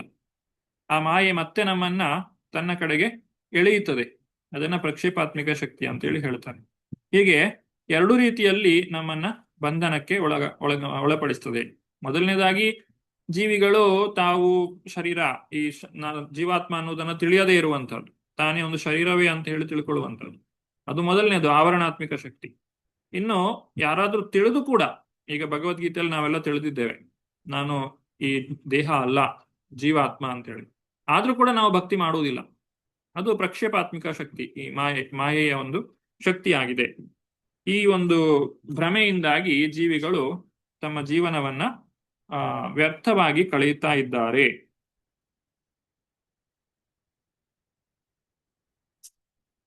ಮುಂದುವರಿಸ್ತಾ ಬ್ರಾಹ್ಮಣರು ಮಾಡಿದಂತಹ ಪ್ರಾರ್ಥನೆ, ಅಲ್ಲಿ ನಡೀತಾ ಇದ್ದಂತಹ ಯಜ್ಞವನ್ನ ಮಾಡ್ತಾ ಇದ್ದಂತಹ ಬ್ರಾಹ್ಮಣರು ಮಾಡಿದ ಪ್ರಾರ್ಥನೆ, ಭಗವದ್ಗೀತೆಯಲ್ಲಿ ಹೇಳಿದಂತಹ ಮಾತು ಇದು. ಪ್ರಿಯ ಪ್ರಭುವೇ, ನೀನೇ ಯಜ್ಞ, ನೀನೇ ಹವಿಸ್ಸು, ನೀನೇ ಅಗ್ನಿ, ನೀನೇ ಯಜ್ಞಾಚರಣೆ ಪಡಿಸುವ ವೇದ ಮಂತ್ರ, ನೀನೇ ಸಮಿತ್ತು, ನೀನೇ ಉರಿಯುವ ನಾಲಿಗೆ, ನೀನೇ ದರ್ಭೆ ಹಾಗೂ ನೀನೇ ಯಜ್ಞ ಪಾತ್ರೆ. ಯಾಗ ಮಾಡುತ್ತಿರುವ ಋತ್ವಿಜರು ನೀನೇ, ಇಂದ್ರನ ನಾಯಕತ್ವದ ದೇವತೆಗಳು ನೀನೇ, ಹಾಗೂ ನೀನೇ ಯಜ್ಞ ಪಶು. ಯಜ್ಞಾರ್ಪಿತವಾಗಿರುವ ಸಮಸ್ತವು ನೀನು ಅಥವಾ ನಿನ್ನ ಶಕ್ತಿ. ಇದು ಹೇಗೆ ಅಂತ ಹೇಳಿದ್ರೆ, ಒಂದು ಹಸುಗೂಸು ಹುಟ್ಟಿದ ಸಂದರ್ಭದಲ್ಲಿ ಏನೂ ಗೊತ್ತಿರುವುದಿಲ್ಲ. ಆ ಮಗುವಿಗೆ ಎಲ್ಲವನ್ನು ಕೂಡ ತಾಯಿಯೇ ತಿಳಿಸಿಕೊಡಬೇಕಾಗ್ತದೆ. ಆ ತಾಯಿಗೆ, ಈಗ ಒಂದು ಮಗು ತಾಯಿಗೆ ನಮಸ್ಕಾರವನ್ನ ಮಾಡಬೇಕು, ತಂದೆಗೆ ನಮಸ್ಕಾರವನ್ನ ಮಾಡಬೇಕು ಅನ್ನೋದನ್ನು ಕೂಡ ತಾಯಿಯೇ ಹೇಳಿಕೊಡ್ಬೇಕು. ಅದರ ಅರ್ಥ ತಾಯಿ ತನಗೆ ತಾನೇ ಪುರಸ್ಕಾರವನ್ನ ಮಾಡಿಕೊಳ್ಳುವುದು ಅಂತಲ್ಲ, ಅದು ಆ ಮಗುವಿಗೆ ಸರಿಯಾದಂತಹ ಸಂಸ್ಕಾರವನ್ನ ಕೊಡುವಂಥದ್ದು. ಹಾಗೆ ನಾವು ಎಷ್ಟೊಂದು ನಿಷ್ಕ್ರಿಯರಾಗಿದ್ದೇವೆ, ಅಥವಾ ನಾವು ಎಷ್ಟೊಂದು ಯಾವುದೇ ಶಕ್ತಿಯನ್ನ ಹೊಂದಿಲ್ಲ, ನಮಗೆ ಏನೂ ಕೂಡ ಮಾಡ್ಲಿಕ್ಕೆ ಸಾಧ್ಯ ಇಲ್ಲ. ನಮಗೆ ಒಂದು ಕೈಯನ್ನ ಎತ್ತಲಿಕ್ಕೆ ಕೂಡ ನಮ್ಮ ಸ್ವಂತ ಶಕ್ತಿಯಿಂದ ಸಾಧ್ಯ ಇಲ್ಲ. ಎಷ್ಟೊಂದು ಭಗವಂತನ ಮೇಲೆ ಅಥವಾ ಭಗವಂತನ ಶಕ್ತಿಯ ಮೇಲೆ ನಾವು ಅವಲಂಬಿತರಾಗಿದ್ದೇವೆ ಅಂತ ಹೇಳಿದ್ರೆ, ಅವರ ಒಂದು ಅನುಗ್ರಹ ಇಲ್ಲದೆ ಇದ್ರೆ ಏನನ್ನು ಮಾಡ್ಲಿಕ್ಕೆ ಸಾಧ್ಯ ಇಲ್ಲ. ಹಾಗಾಗಿ ಇಲ್ಲಿ ಹೇಳುವಂಥದ್ದು ಎಲ್ಲವೂ ನೀನೇ. ಈಗ ಇಲ್ಲಿ ಯಜ್ಞ ನಡೀತಾ ಇದೆ, ನಾವು ಅಂದ್ಕೊಳ್ಬಹುದು ಇದು ನಾವು 1000 ವರ್ಷದ ಯಜ್ಞವನ್ನ ಮಾಡಿದ್ದು ಲೋಕ ಕಲ್ಯಾಣಾರ್ಥವಾಗಿ ನಾವೇ ಜನರನ್ನ ಸೇರಿಸಿರುವಂತಹದ್ದು, ಎಲ್ಲ ದ್ರವ್ಯಗಳನ್ನ ಜೊತೆಗೂಡಿಸಿದ್ದೇವೆ. ಯಾವುದೂ ಇಲ್ಲ, ಎಲ್ಲದಕ್ಕೂ ಮೂಲ ಅವನು ಸಂಕಲ್ಪ ಮಾಡಿದ್ರಿಂದಾಗಿ ಅದೆಲ್ಲವೂ ಕೂಡ ನಡೆದಿದೆ. ನಮ್ಮ ಮನಸ್ಸಿನಲ್ಲಿ ಆ ಒಂದು ಯೋಚನೆ ಮಾಡಬೇಕು, ನಾವು ಒಂದು ಕಾರ್ಯವನ್ನ ಮಾಡಬೇಕು ಅಂತ ಹೇಳಿದ್ರೆ ಅದಕ್ಕೂ ಕೂಡ ಅವನೇ ಕಾರಣ. ಹಾಗೆ ಮೂಲದಲ್ಲಿ ಕಾರಣ ಅಂತ ಹೇಳಿ ನಾವು ಮೂಲದಲ್ಲಿ ನೋಡಿದಾಗ ಎಲ್ಲದಕ್ಕೂ ಕೂಡ ಭಗವಂತನೇ ಕಾರಣನಾಗಿರ್ತಾನೆ. ಆ ರೀತಿಯಾಗಿ ಇಲ್ಲಿ ಬ್ರಾಹ್ಮಣರು ತಾವು ಮಾಡುವಂತಹ ಯಜ್ಞಕ್ಕೆ ಆ ಭಗವಂತನೇ ಸಕಲವೂ ಆಗಿದ್ದಾನೆ ಅಂತ ಹೇಳಿ ಇಲ್ಲಿ ಹೇಳ್ತಾ ಇದ್ದಾರೆ. ನಮ್ಮಿಂದ ಕಾರ್ಯವನ್ನ ಮಾಡಿಸುವವನು ಅವನೇ, ಆ ಕಾರ್ಯ ಮಾಡಬೇಕು ಅನ್ನುವಂತಹ ಒಂದು ಮನಸ್ಸನ್ನ ಕೊಡುವವನು ಅವನೇ, ಆ ಕಾರ್ಯದ ಫಲವನ್ನ ಭೋಗಿಸುವವನು ಅವನೇ. ಹಾಗಾಗಿ ಅವನಿಲ್ಲದೆ ಯಾವುದು ಕೂಡ ಇಲ್ಲ. ಇನ್ನು ಯಜ್ಞ, ಮುಖ್ಯವಾಗಿ ಬ್ರಾಹ್ಮಣರು ಯಜ್ಞದ ಕುರಿತಾಗಿ ಮಾತನಾಡ್ತಾ ಇದ್ದಾರೆ. ವರಾಹ ರೂಪಿಯಾಗಿ ಭಗವಂತನು ಅವತರಿಸಿದಾಗ ಹೇಗೆ ಇಡೀ ಆ ವರಾಹ ದೇವನ ಶರೀರವೇ ಒಂದು ಯಜ್ಞ ಮೂರ್ತಿವೆತ್ತ ಹಾಗೆ ನೀನು ಅವತರಿಸಿದಾಗ ಆನೆಯು ಸರೋವರದಿಂದ ತಾವರೆ ಹೂವನ್ನು ಎತ್ತಿಕೊಳ್ಳುವಂತೆ ಜಲರಾಶಿಯೊಳಗಿಂದ ಭೂಮಿಯನ್ನು ಮೇಲಕ್ಕೆತ್ತಿದೆ. ಬೃಹತ್ ವರಾಹ ರೂಪದಲ್ಲಿ ನೀನು ದಿವ್ಯವಾಗಿ ಹೂಂಕಾರ ಮಾಡಲು ಆ ಗಂಭೀರ ಸ್ಥಾನವನ್ನೇ ನೀನು ಯಜ್ಞ ಮಂತ್ರವನ್ನಾಗಿ ಸ್ವೀಕರಿಸಿ ಸನಕನೇ ಮೊದಲಾದ ಮಹಾತ್ಮರು ಅದನ್ನು ಕುರಿತು ಧ್ಯಾನಿಸಿದರು, ನಿನ್ನನ್ನು ಸ್ತುತಿಸಿದರು. ಮುಂದುವರಿಸ್ತಾ ಬ್ರಾಹ್ಮಣರು ಪ್ರಾರ್ಥನೆ ಮುಂದುವರಿಸ್ತಾ ಇದ್ದಾರೆ. ನಮ್ಮ ಮೊರೆಯನ್ನು ನೀನು ಆಲಿಸಲೆಂದು ಕಾಯುತ್ತಿದ್ದೇವೆ, ಏಕೆಂದರೆ ವೇದ ವಿಧಿಗಳಿಗೆ ಅನುಸಾರವಾಗಿ ಯಜ್ಞಗಳನ್ನು ಆಚರಿಸಲು ನಾವು ಅಸಮರ್ಥರು. ಆದ್ದರಿಂದ ನಮ್ಮ ಮೇಲೆ ಪ್ರೀತಿ ತೋರಿಸುವೆಂದು ಮೊರೆ ಇಡುತ್ತಿದ್ದೇವೆ. ನಿನ್ನ ಪವಿತ್ರ ನಾಮವನ್ನು ಉಚ್ಚರಿಸುವಷ್ಟರಿಂದ ಎಲ್ಲ ಅಡ್ಡಿಗಳನ್ನು ದಾಟಬಹುದು.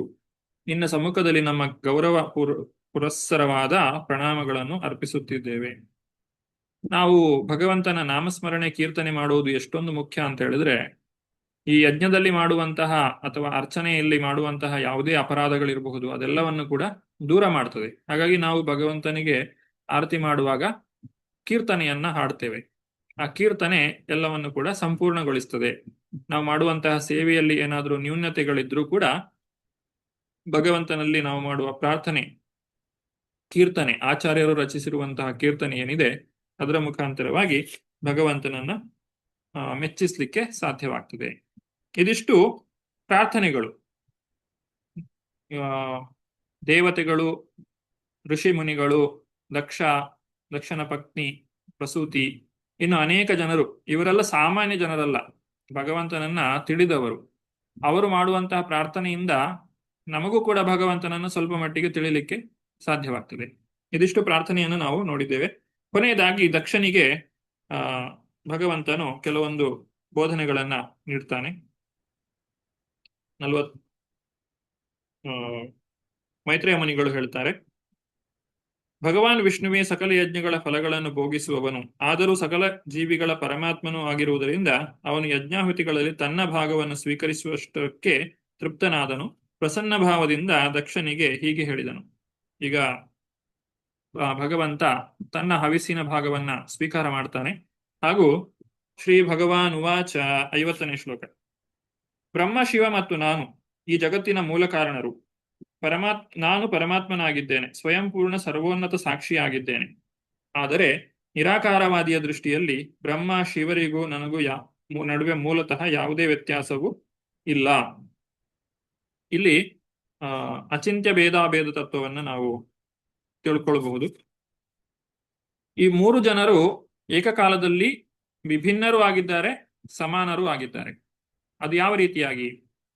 ಈಗ ಭಾಗವತವೇ ಹೇಳುವ ಪ್ರಕಾರ ಬ್ರಹ್ಮನು ಭಗವಂತನ ನಾಭಿಯಿಂದ ಹುಟ್ಟಿರುವಂಥದ್ದು, ಹಾಗೂ ಶಿವನು ಬ್ರಹ್ಮನ ಹುಬ್ಬಿನ ಮುಖಾಂತರವಾಗಿ ಜನ್ಮವನ್ನ ತಳೆದಿರುವಂಥದ್ದು ರುದ್ರನಾಗಿ.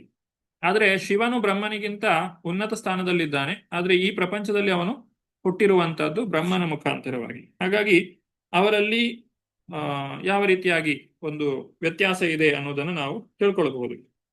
ಹಾಗೆ ಆದಿಯಲ್ಲಿ ವಿಷ್ಣು ಇದ್ದನು, ನಾರಾಯಣನಿದ್ದನು, ಬ್ರಹ್ಮನಾಗಲಿ ಶಿವನಾಗಲಿ ಇರಲಿಲ್ಲ ಅಂತ ಹೇಳಿ ವೇದದಲ್ಲಿ ಹೇಳಿದೆ. ಶಂಕರಾಚಾರ್ಯರು ಕೂಡ ಇದನ್ನು ಹೇಳಿದ್ದಾರೆ. ನಾರಾಯಣ ಪರಹ, ನಾರಾಯಣ ಪರೋ ಅವ್ಯಕ್ತಾತ್ ಅಹಮಾದಿರ್ಹಿ ದೇವಾನಾಂ, ಭಗವದ್ಗೀತೆಯಲ್ಲಿ ಹೇಳಿದ್ದಾರೆ. ಜನ್ಮಾದ್ಯಸಿ ಯಥೋನ್ಯಯಾದ್ ಅಥವಾ ಯಥೋ ವಾ ಇಮಾನಿ ಭೂತಾನಿ ಜಾಯಂತೆ, ಉಪನಿಷತ್ತಿನಲ್ಲಿ ಕೂಡ ಹೇಳಿದ್ದಾರೆ. ಸರ್ವಂ ಖಲ್ವಿದಂ ಬ್ರಹ್ಮ, ಅತ್ಯುನ್ನತ ದರ್ಶನದಲ್ಲಿ ಬ್ರಹ್ಮನ್ಗಿಂತ ಅತೀತವಾದ ಬೇರೆ ಯಾವುದೂ ಇಲ್ಲ. ಆದ್ದರಿಂದ ಬ್ರಹ್ಮನಾಗಲಿ ಶಿವನಾಗಲಿ ಅವನಿಂದ ಖಂಡಿತವಾಗಿಯೂ ಬೇರೆಯಲ್ಲ. ಇದು ಹೇಗೆ ಅಂತ ಹೇಳಿದ್ರೆ, ಈಗ ಸೃಷ್ಟಿ ಸ್ಥಿತಿ ಲಯಗಳ ಒಂದು ಕಾರ್ಯವನ್ನು ನೋಡಿದ್ರೆ, ತ್ರಿಮೂರ್ತಿಗಳು ಅಂತ ಹೇಳಿ ನೋಡುವುದಾದ್ರೆ ಅವರ ಕಾರ್ಯಗಳಲ್ಲಿ ಸಮಾನತೆ ಇದೆ. ಆ ಒಂದು ದೃಷ್ಟಿಯಲ್ಲಿ ನೋಡುವುದಾದ್ರೆ ಬ್ರಹ್ಮ, ಶಿವ, ವಿಷ್ಣುವಿಗೆ ನಾವು ವ್ಯತ್ಯಾಸವನ್ನ ಕಾಣುವುದಿಲ್ಲ. ಆದ್ರೆ ಮೂಲದಲ್ಲಿ ನಾವು ನೋಡುವುದಾದ್ರೆ ಅಲ್ಲಿ ವ್ಯತ್ಯಾಸವನ್ನ ಕಾಣಬಹುದು. ಇದನ್ನು ಹೇಳುವಂತಹ ಉದ್ದೇಶ ಏನು ಅಂತ ಹೇಳಿದ್ರೆ, ದಕ್ಷನು ಶಿವನ ಸ್ಥಾನವನ್ನು ಅರ್ಥ ಮಾಡಿಕೊಳ್ಬೇಕು. ವಿಷ್ಣುವು ತ್ರಿಮೂರ್ತಿಗಳಲ್ಲಿ ಒಬ್ಬ, ಬ್ರಹ್ಮನು ತ್ರಿಮೂರ್ತಿಗಳಲ್ಲಿ ಒಬ್ಬ, ಹಾಗೆ ಶಿವನು ಕೂಡ ತ್ರಿಮೂರ್ತಿಗಳಲ್ಲಿ ಒಬ್ಬನಾಗಿರುವುದರಿಂದ ಅವರಲ್ಲಿ ಆ ರೀತಿಯಾದಂತಹ ಸಮಾನತೆಯನ್ನ ಗುರುತಿಸಬೇಕು. ಶಿವನನ್ನ ಅವಮಾನ ಪಡಿಸಬಾರದು. ಶಿವನು ದಕ್ಷನ ಮಗಳನ್ನ ಮದುವೆ ಆಗಿದ್ದಾನೆ ಅನ್ನೋ ಒಂದೇ ಕಾರಣಕ್ಕೆ ದಕ್ಷನಿಗಿಂತ ಕೆಳಗಿನ ಸ್ಥಾನದಲ್ಲಿ ಶಿವನು ಬರುವುದಿಲ್ಲ. ಅಲ್ಲದೆ ಬ್ರಹ್ಮ ಮತ್ತೆ ಶಿವ ಮತ್ತೆ ದಕ್ಷ ಇಬ್ಬರೂ ಕೂಡ ಬ್ರಹ್ಮನ ಮಕ್ಕಳೇ ಆಗಿದ್ರು ಕೂಡ ಶಿವನು ಬ್ರಹ್ಮನಿಗಿಂತಲೂ ಮೇಲಿನ ಸ್ಥಾನದಲ್ಲಿ ಇರುವಂತಹದ್ದು, ದಕ್ಷನು ಬ್ರಹ್ಮನಿಗಿಂತ ಕೆಳಗಿನ ಸ್ಥಾನದಲ್ಲಿ ಇರುವಂತಹದ್ದು. ಇದನ್ನ ಅರ್ಥ ಮಾಡಿಕೊಳ್ಳಬೇಕು. ಭಗವಂತನು ಮುಂದುವರಿಸಿ, ಅಜ್ಞನು ಅಥವಾ ತಿಳುವಳಿಕೆ ಇಲ್ಲದವನು ಬ್ರಹ್ಮ ಮತ್ತು ಶಿವ ಮೊದಲಾದ ದೇವತೆಗಳು ಸ್ವತಂತ್ರರು ಎಂದು ಭಾವಿಸುತ್ತಾನೆ, ಅಥವಾ ಜೀವಿಗಳು ಸ್ವತಂತ್ರರಾಗಿದ್ದಾರೆ ಎಂದು ಅವನು ಭಾವಿಸುತ್ತಾನೆ. ಆದರೆ ಬ್ರಹ್ಮನೂ ಕೂಡ ಸ್ವತಂತ್ರನಲ್ಲ. ಸರ್ವೋನ್ನತ ಪ್ರಭುವಿನ ತಟಸ್ಥ ಶಕ್ತಿಯೊಳಗೆ ಅವನನ್ನು ಪರಿಗಣಿಸಲಾಗುತ್ತದೆ. ಬ್ರಹ್ಮ ಮತ್ತು ಶಿವ ಕೂಡಿದಂತೆ ಪ್ರತಿಯೊಂದು ಜೀವಿಯ ಪರಮಾತ್ಮನು ಭಗವಂತನೇ ಆಗಿದ್ದಾನೆ. ಪ್ರಭುವು ಪ್ರತಿಯೊಬ್ಬರಲ್ಲೂ ಪ್ರಕೃತಿ ಗುಣಗಳ ಕಾರ್ಯಚಟುವಟಿಕೆಗಳಲ್ಲಿ ನಿರ್ದೇಶಿಸುತ್ತಿದ್ದಾನೆ. ಭಗವಂತನ ಅನುಮತಿ ಇಲ್ಲದೆ ಯಾರೊಬ್ಬರೂ ಸ್ವತಂತ್ರವಾಗಿ ವರ್ತಿಸಲು ಸಾಧ್ಯವಿಲ್ಲ. ಆದ್ದರಿಂದಲೇ ಯಾರೂ ಪರಮ ಪುರುಷನಿಂದ ಬೇರೆಯಲ್ಲ. ಭೌತ ಗುಣಗಳಾದ ರಜೋತಮ ಗುಣಗಳ ಅವತಾರವಾದ ಬ್ರಹ್ಮ ಮತ್ತು ರುದ್ರರಂತೂ ಖಂಡಿತವಾಗಿಯೂ ಬೇರೆಯಲ್ಲ. ಈ ರೀತಿಯಾಗಿ ನಾವು ಅರ್ಥ ಮಾಡಿಕೊಳ್ಳಬಹುದು. ಸಾಮಾನ್ಯ ಬುದ್ಧಿ ಇರುವವನು ಕೂಡ ದೇಹದ ತಲೆ ಮತ್ತು ಇತರ ಭಾಗಗಳು ಬೇರೆ ಬೇರೆ ಎಂದು ಭಾವಿಸುವುದಿಲ್ಲ. ಹಾಗೆ ಸರ್ವವ್ಯಾಪಿಯಾದ ದೇವೋತ್ತಮ ಪರಮಪುರುಷನು ಯಾವುದೇ ವಸ್ತುವಿಗಿಂತ ಅಥವಾ ಜೀವಿಗಿಂತ ಬೇರೆ ಎಂದು ನನ್ನ ಭಕ್ತನು ಪರಿಗಣಿಸುವುದಿಲ್ಲ. ಪಂಡಿತ ಸಮದರ್ಶಿನಃ, ಎಲ್ಲರನ್ನು ಕೂಡ ಸಮಾನವಾಗಿ ವ್ಯಕ್ತಿಯು ಕಾಣುತ್ತಾನೆ. 54ನೇ ಶ್ಲೋಕದಲ್ಲಿ ಅಚಿಂತ್ಯ ಭೇದಾಭೇದ ತತ್ವವನ್ನು ಕೂಡ ವಿವರಿಸ್ತಾರೆ. ಬ್ರಹ್ಮ ವಿಷ್ಣು ಶಿವರನ್ನಾಗಲಿ ಇತರ ಸಾಮಾನ್ಯ ಜೀವಕೋಟಿಯನ್ನಾಗಲಿ ಸರ್ವೋನ್ನತ ಪ್ರಭುವಿನಿಂದ ಬೇರೆ ಎಂದು ಯಾರು ಪರಿಗಣಿಸುವುದಿಲ್ಲವೋ, ಯಾರು ಬ್ರಹ್ಮನನ್ನು ಅರಿತಿದ್ದಾನೆಯೋ ಅವನೇ ನಿಜವಾಗಿ ಶಾಂತಿಯನ್ನು ಪಡೆಯುತ್ತಾನೆ, ಇತರರಲ್ಲ. ಇದೇ ಅಚಿಂತ್ಯ ಭೇದಾಭೇದ ತತ್ವ. ಅವರು ಮೂವರಾಗಿರುವುದರಿಂದ ಬೇರೆ ಬೇರೆ, ಅದೇ ಸಮಯಕ್ಕೆ ಅವರು ಮೂವರು ಒಂದೇ ಆಗಿದ್ದಾರೆ ಅನ್ನುವುದನ್ನ ನಾವು ಅರ್ಥ ಮಾಡಿಕೊಳ್ಳಬೇಕು. ಕೊನೆಯ ಭಾಗಕ್ಕೆ ಬಂದಿದ್ದೇವೆ. ಇನ್ನು ಮೈತ್ರೇಯರು ನುಡಿಯುವಂತಹ ಮಾತು ಹೀಗೆ: ಪ್ರಜಾಪತಿಗಳ ಮುಖ್ಯಸ್ಥನಾದ ದಕ್ಷನು ದೇವೋತ್ತಮ ಪರಮಪುರುಷನಿಂದ ಉಪದೇಶವನ್ನು ಪಡೆದು ಭಗವಂತನನ್ನು ಪೂಜಿಸಿದನು. ನಿರ್ದಿಷ್ಟ ಯಜ್ಞ ಕಾರ್ಯಗಳನ್ನು ನಿರ್ವಹಿಸುವುದರ ಮೂಲಕ ಅವನನ್ನು ಪೂಜಿಸಿದ ಮೇಲೆ ದಕ್ಷನು ಬ್ರಹ್ಮನನ್ನು ಶಿವನನ್ನು ಪ್ರತ್ಯೇಕವಾಗಿ ಪೂಜಿಸಿದನು. ಇಲ್ಲಿ ಯಾವ ರೀತಿಯಾಗಿ ವೈಷ್ಣವನಾದವನು ಒಂದು ಸಣ್ಣ ಇರುವೆಯನ್ನು ಕೂಡ ತಿರಸ್ಕರಿಸುವುದಿಲ್ಲ, ಪ್ರತಿಯೊಬ್ಬರಿಗೂ ಅವರವರ ಸ್ಥಾನಮಾನಕ್ಕೆ ತಕ್ಕ ಹಾಗೆ ಗೌರವವನ್ನು ನೀಡುತ್ತಾನೆ ಅಂತ ಹೇಳಿ ಇಲ್ಲಿ ತಿಳಿಸ್ತಾ ಇದ್ದಾರೆ. ಸಕಲ ಗೌರವಗಳಿಂದ ದಕ್ಷನು ಶಿವನನ್ನು ಅವನ ಹವಿರ್ಭಾಗಗಳಿಂದ ಪೂಜಿಸಿದನು. ಧಾರ್ಮಿಕ ಯಜ್ಞಕ್ರಿಯೆಗಳನ್ನೆಲ್ಲ ಸಾಂಗವಾಗಿ ಮುಗಿಸಿ ಇತರ ದೇವತೆಗಳನ್ನು ಅಲ್ಲಿ ನೆರೆದಿದ್ದ ಇತರ ಜನರನ್ನು ತೃಪ್ತಿಪಡಿಸಿದನು. ಋತ್ವಿಜರೊಂದಿಗೆ ಈ ಎಲ್ಲಾ ಕಾರ್ಯಗಳನ್ನು ಮುಗಿಸಿದ ಮೇಲೆ ಅವನು ಮಂಗಳ ಸ್ನಾನ ಮಾಡಿ ಪೂರ್ಣ ತೃಪ್ತಿ ಹೊಂದಿದನು. ಈ ರೀತಿ ದಕ್ಷಯಜ್ಞ ಸಂಪನ್ನಗೊಂಡಿದೆ. ಮುಂದುವರಿಸ್ತಾ, ಈ ರೀತಿ ಯಜ್ಞವಿಧಿಗಳನ್ನು ನೆರವೇರಿಸಿ ಪರಮಪ್ರಭುವಾದ ವಿಷ್ಣುವನ್ನು ಪೂಜಿಸಿದ್ದಾದ ಮೇಲೆ ದಕ್ಷನು ಸಂಪೂರ್ಣವಾಗಿ ಧರ್ಮದ ಪಥದಲ್ಲಿ ನಿಂತನು. ಅಲ್ಲದೆ ಯಜ್ಞಕ್ಕೆಂದು ಬಂದು ಅಲ್ಲಿ ಸೇರಿದ್ದ ಎಲ್ಲಾ ದೇವತೆಗಳು ದಕ್ಷನನ್ನು ಅವನ ಧಾರ್ಮಿಕತೆಯು ಹೆಚ್ಚಾಗುವಂತೆ ಹರಸಿದರು. ಆಮೇಲೆ ಅವರೆಲ್ಲರೂ ಅಲ್ಲಿಂದ ತೆರಳಿದರು. ದಕ್ಷನಿಂದ ಪಡೆದ ತನ್ನ ದೇಹವನ್ನು ತ್ಯಾಗ ಮಾಡಿದ ಮೇಲೆ ದಾಕ್ಷಾಯಿಣಿ ಹಿಮಾಲಯ ಪ್ರಾಂತದಲ್ಲಿ ಮೇನಾಳ ಮಗಳಾಗಿ ಹುಟ್ಟಿದಳು. ಇದನ್ನು ನಾನು ಅಧಿಕೃತ ಮೂಲಗಳಿಂದ ಕೇಳಿ ತಿಳಿದುಕೊಂಡೆ. ಮೇನ ಅಥವಾ ಮೇನಕ ಅನ್ನುವಂತಹ ಪರ್ವತರಾಜನ ಪತ್ನಿ ಮೇನಕ ಮತ್ತು ಪರ್ವತರಾಜನ ಮಗಳಾಗಿ ಪಾರ್ವತಿ ದೇವಿಯಾಗಿ ಸತೀದೇವಿ ಮತ್ತೆ ಜನ್ಮವನ್ನ ಪಡೆಯುತ್ತಾಳೆ. ದುರ್ಗೆ, ಅಂಬಿಕೆ ಇತ್ಯಾದಿ ಹೆಸರುಗಳನ್ನು ಅವಳು ಪಡೆದಿದ್ದಾಳೆ. ಅವಳು ಮತ್ತೆ ಶಿವನನ್ನ ತನ್ನ ಪತಿಯನ್ನಾಗಿ ಪಡೆಯುತ್ತಾಳೆ. ಈ ರೀತಿ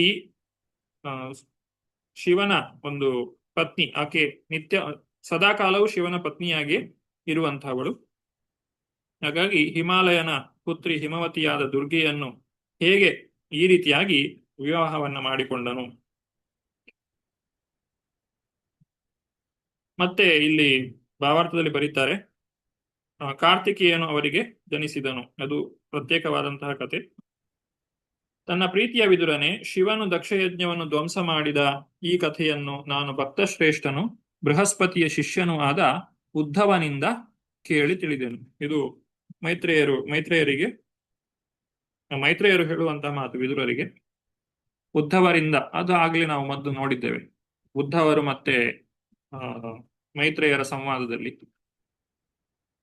ಅವರು ತಮ್ಮ ಗುರುಗಳಿಗೆ, ಅಂದ್ರೆ ತಾನು ಎಲ್ಲಿಂದ ಇದನ್ನ ಕೇಳಿ ತಿಳಿದೆ ಅನ್ನೋದನ್ನ ಮತ್ತೆ ಇಲ್ಲಿ ಹೇಳ್ತಾ ಇದ್ದಾರೆ. ದೇವೋತ್ತಮ ಪರಮಪುರುಷನು ಉಪಸ್ಥಿತನಾಗಿ ನಡೆಸಿದ ದಕ್ಷಯಜ್ಞದ ಈ ಕಥೆಯನ್ನು ಶ್ರದ್ಧೆಯಿಂದಲೂ ಭಕ್ತಿಯಿಂದಲೂ ಆಲಿಸಿದವರು ಮತ್ತು ಇತರರಿಗೆ ಹೇಳಿದವರು ಪ್ರಾಪಂಚಿಕವಾದ ಎಲ್ಲಾ ಕಲ್ಮಶಗಳಿಂದಲೂ ಬಿಡುಗಡೆ ಹೊಂದುತ್ತಾರೆ. ಕುರುಪುತ್ರನೇ, ಇದು ನಿಶ್ಚಯ, ಇದು ಫಲಶ್ರುತಿ. ಈ ಕಳೆದ 6 ಅಧ್ಯಾಯಗಳಲ್ಲಿ ನಾವು ದಕ್ಷಯಜ್ಞದ ಬಗ್ಗೆ ತಿಳಿದುಕೊಳ್ತಾ ಬರ್ತಾ ಇದ್ದೇವೆ.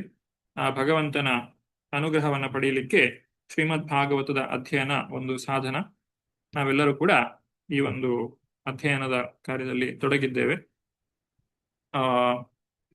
ಈ ಒಂದು ದಕ್ಷಯಜ್ಞದ ಕಥೆಯನ್ನ ಕೇಳಿದಂತಹ ತಮ್ಮೆಲ್ಲರಿಗೂ ಕೂಡ ಧನ್ಯವಾದಗಳು ಅಂತ ಹೇಳ್ತಾ, ಮುಂದಿನ ಅಧ್ಯಾಯದಲ್ಲಿ ನಾವು ಧ್ರುವ ಮಹಾರಾಜನ ಕಥೆಯನ್ನ ತಿಳಿದುಕೊಳ್ಳೋಣ. 8ನೇ ಅಧ್ಯಾಯದಿಂದ ಮತ್ತೆ ಮುಂದಿನ ತರಗತಿಯಲ್ಲಿ ಮುಂದುವರಿಸೋಣ. ಧನ್ಯವಾದಗಳು. Thank you Prabhuji. Hare Krishna Prabhu.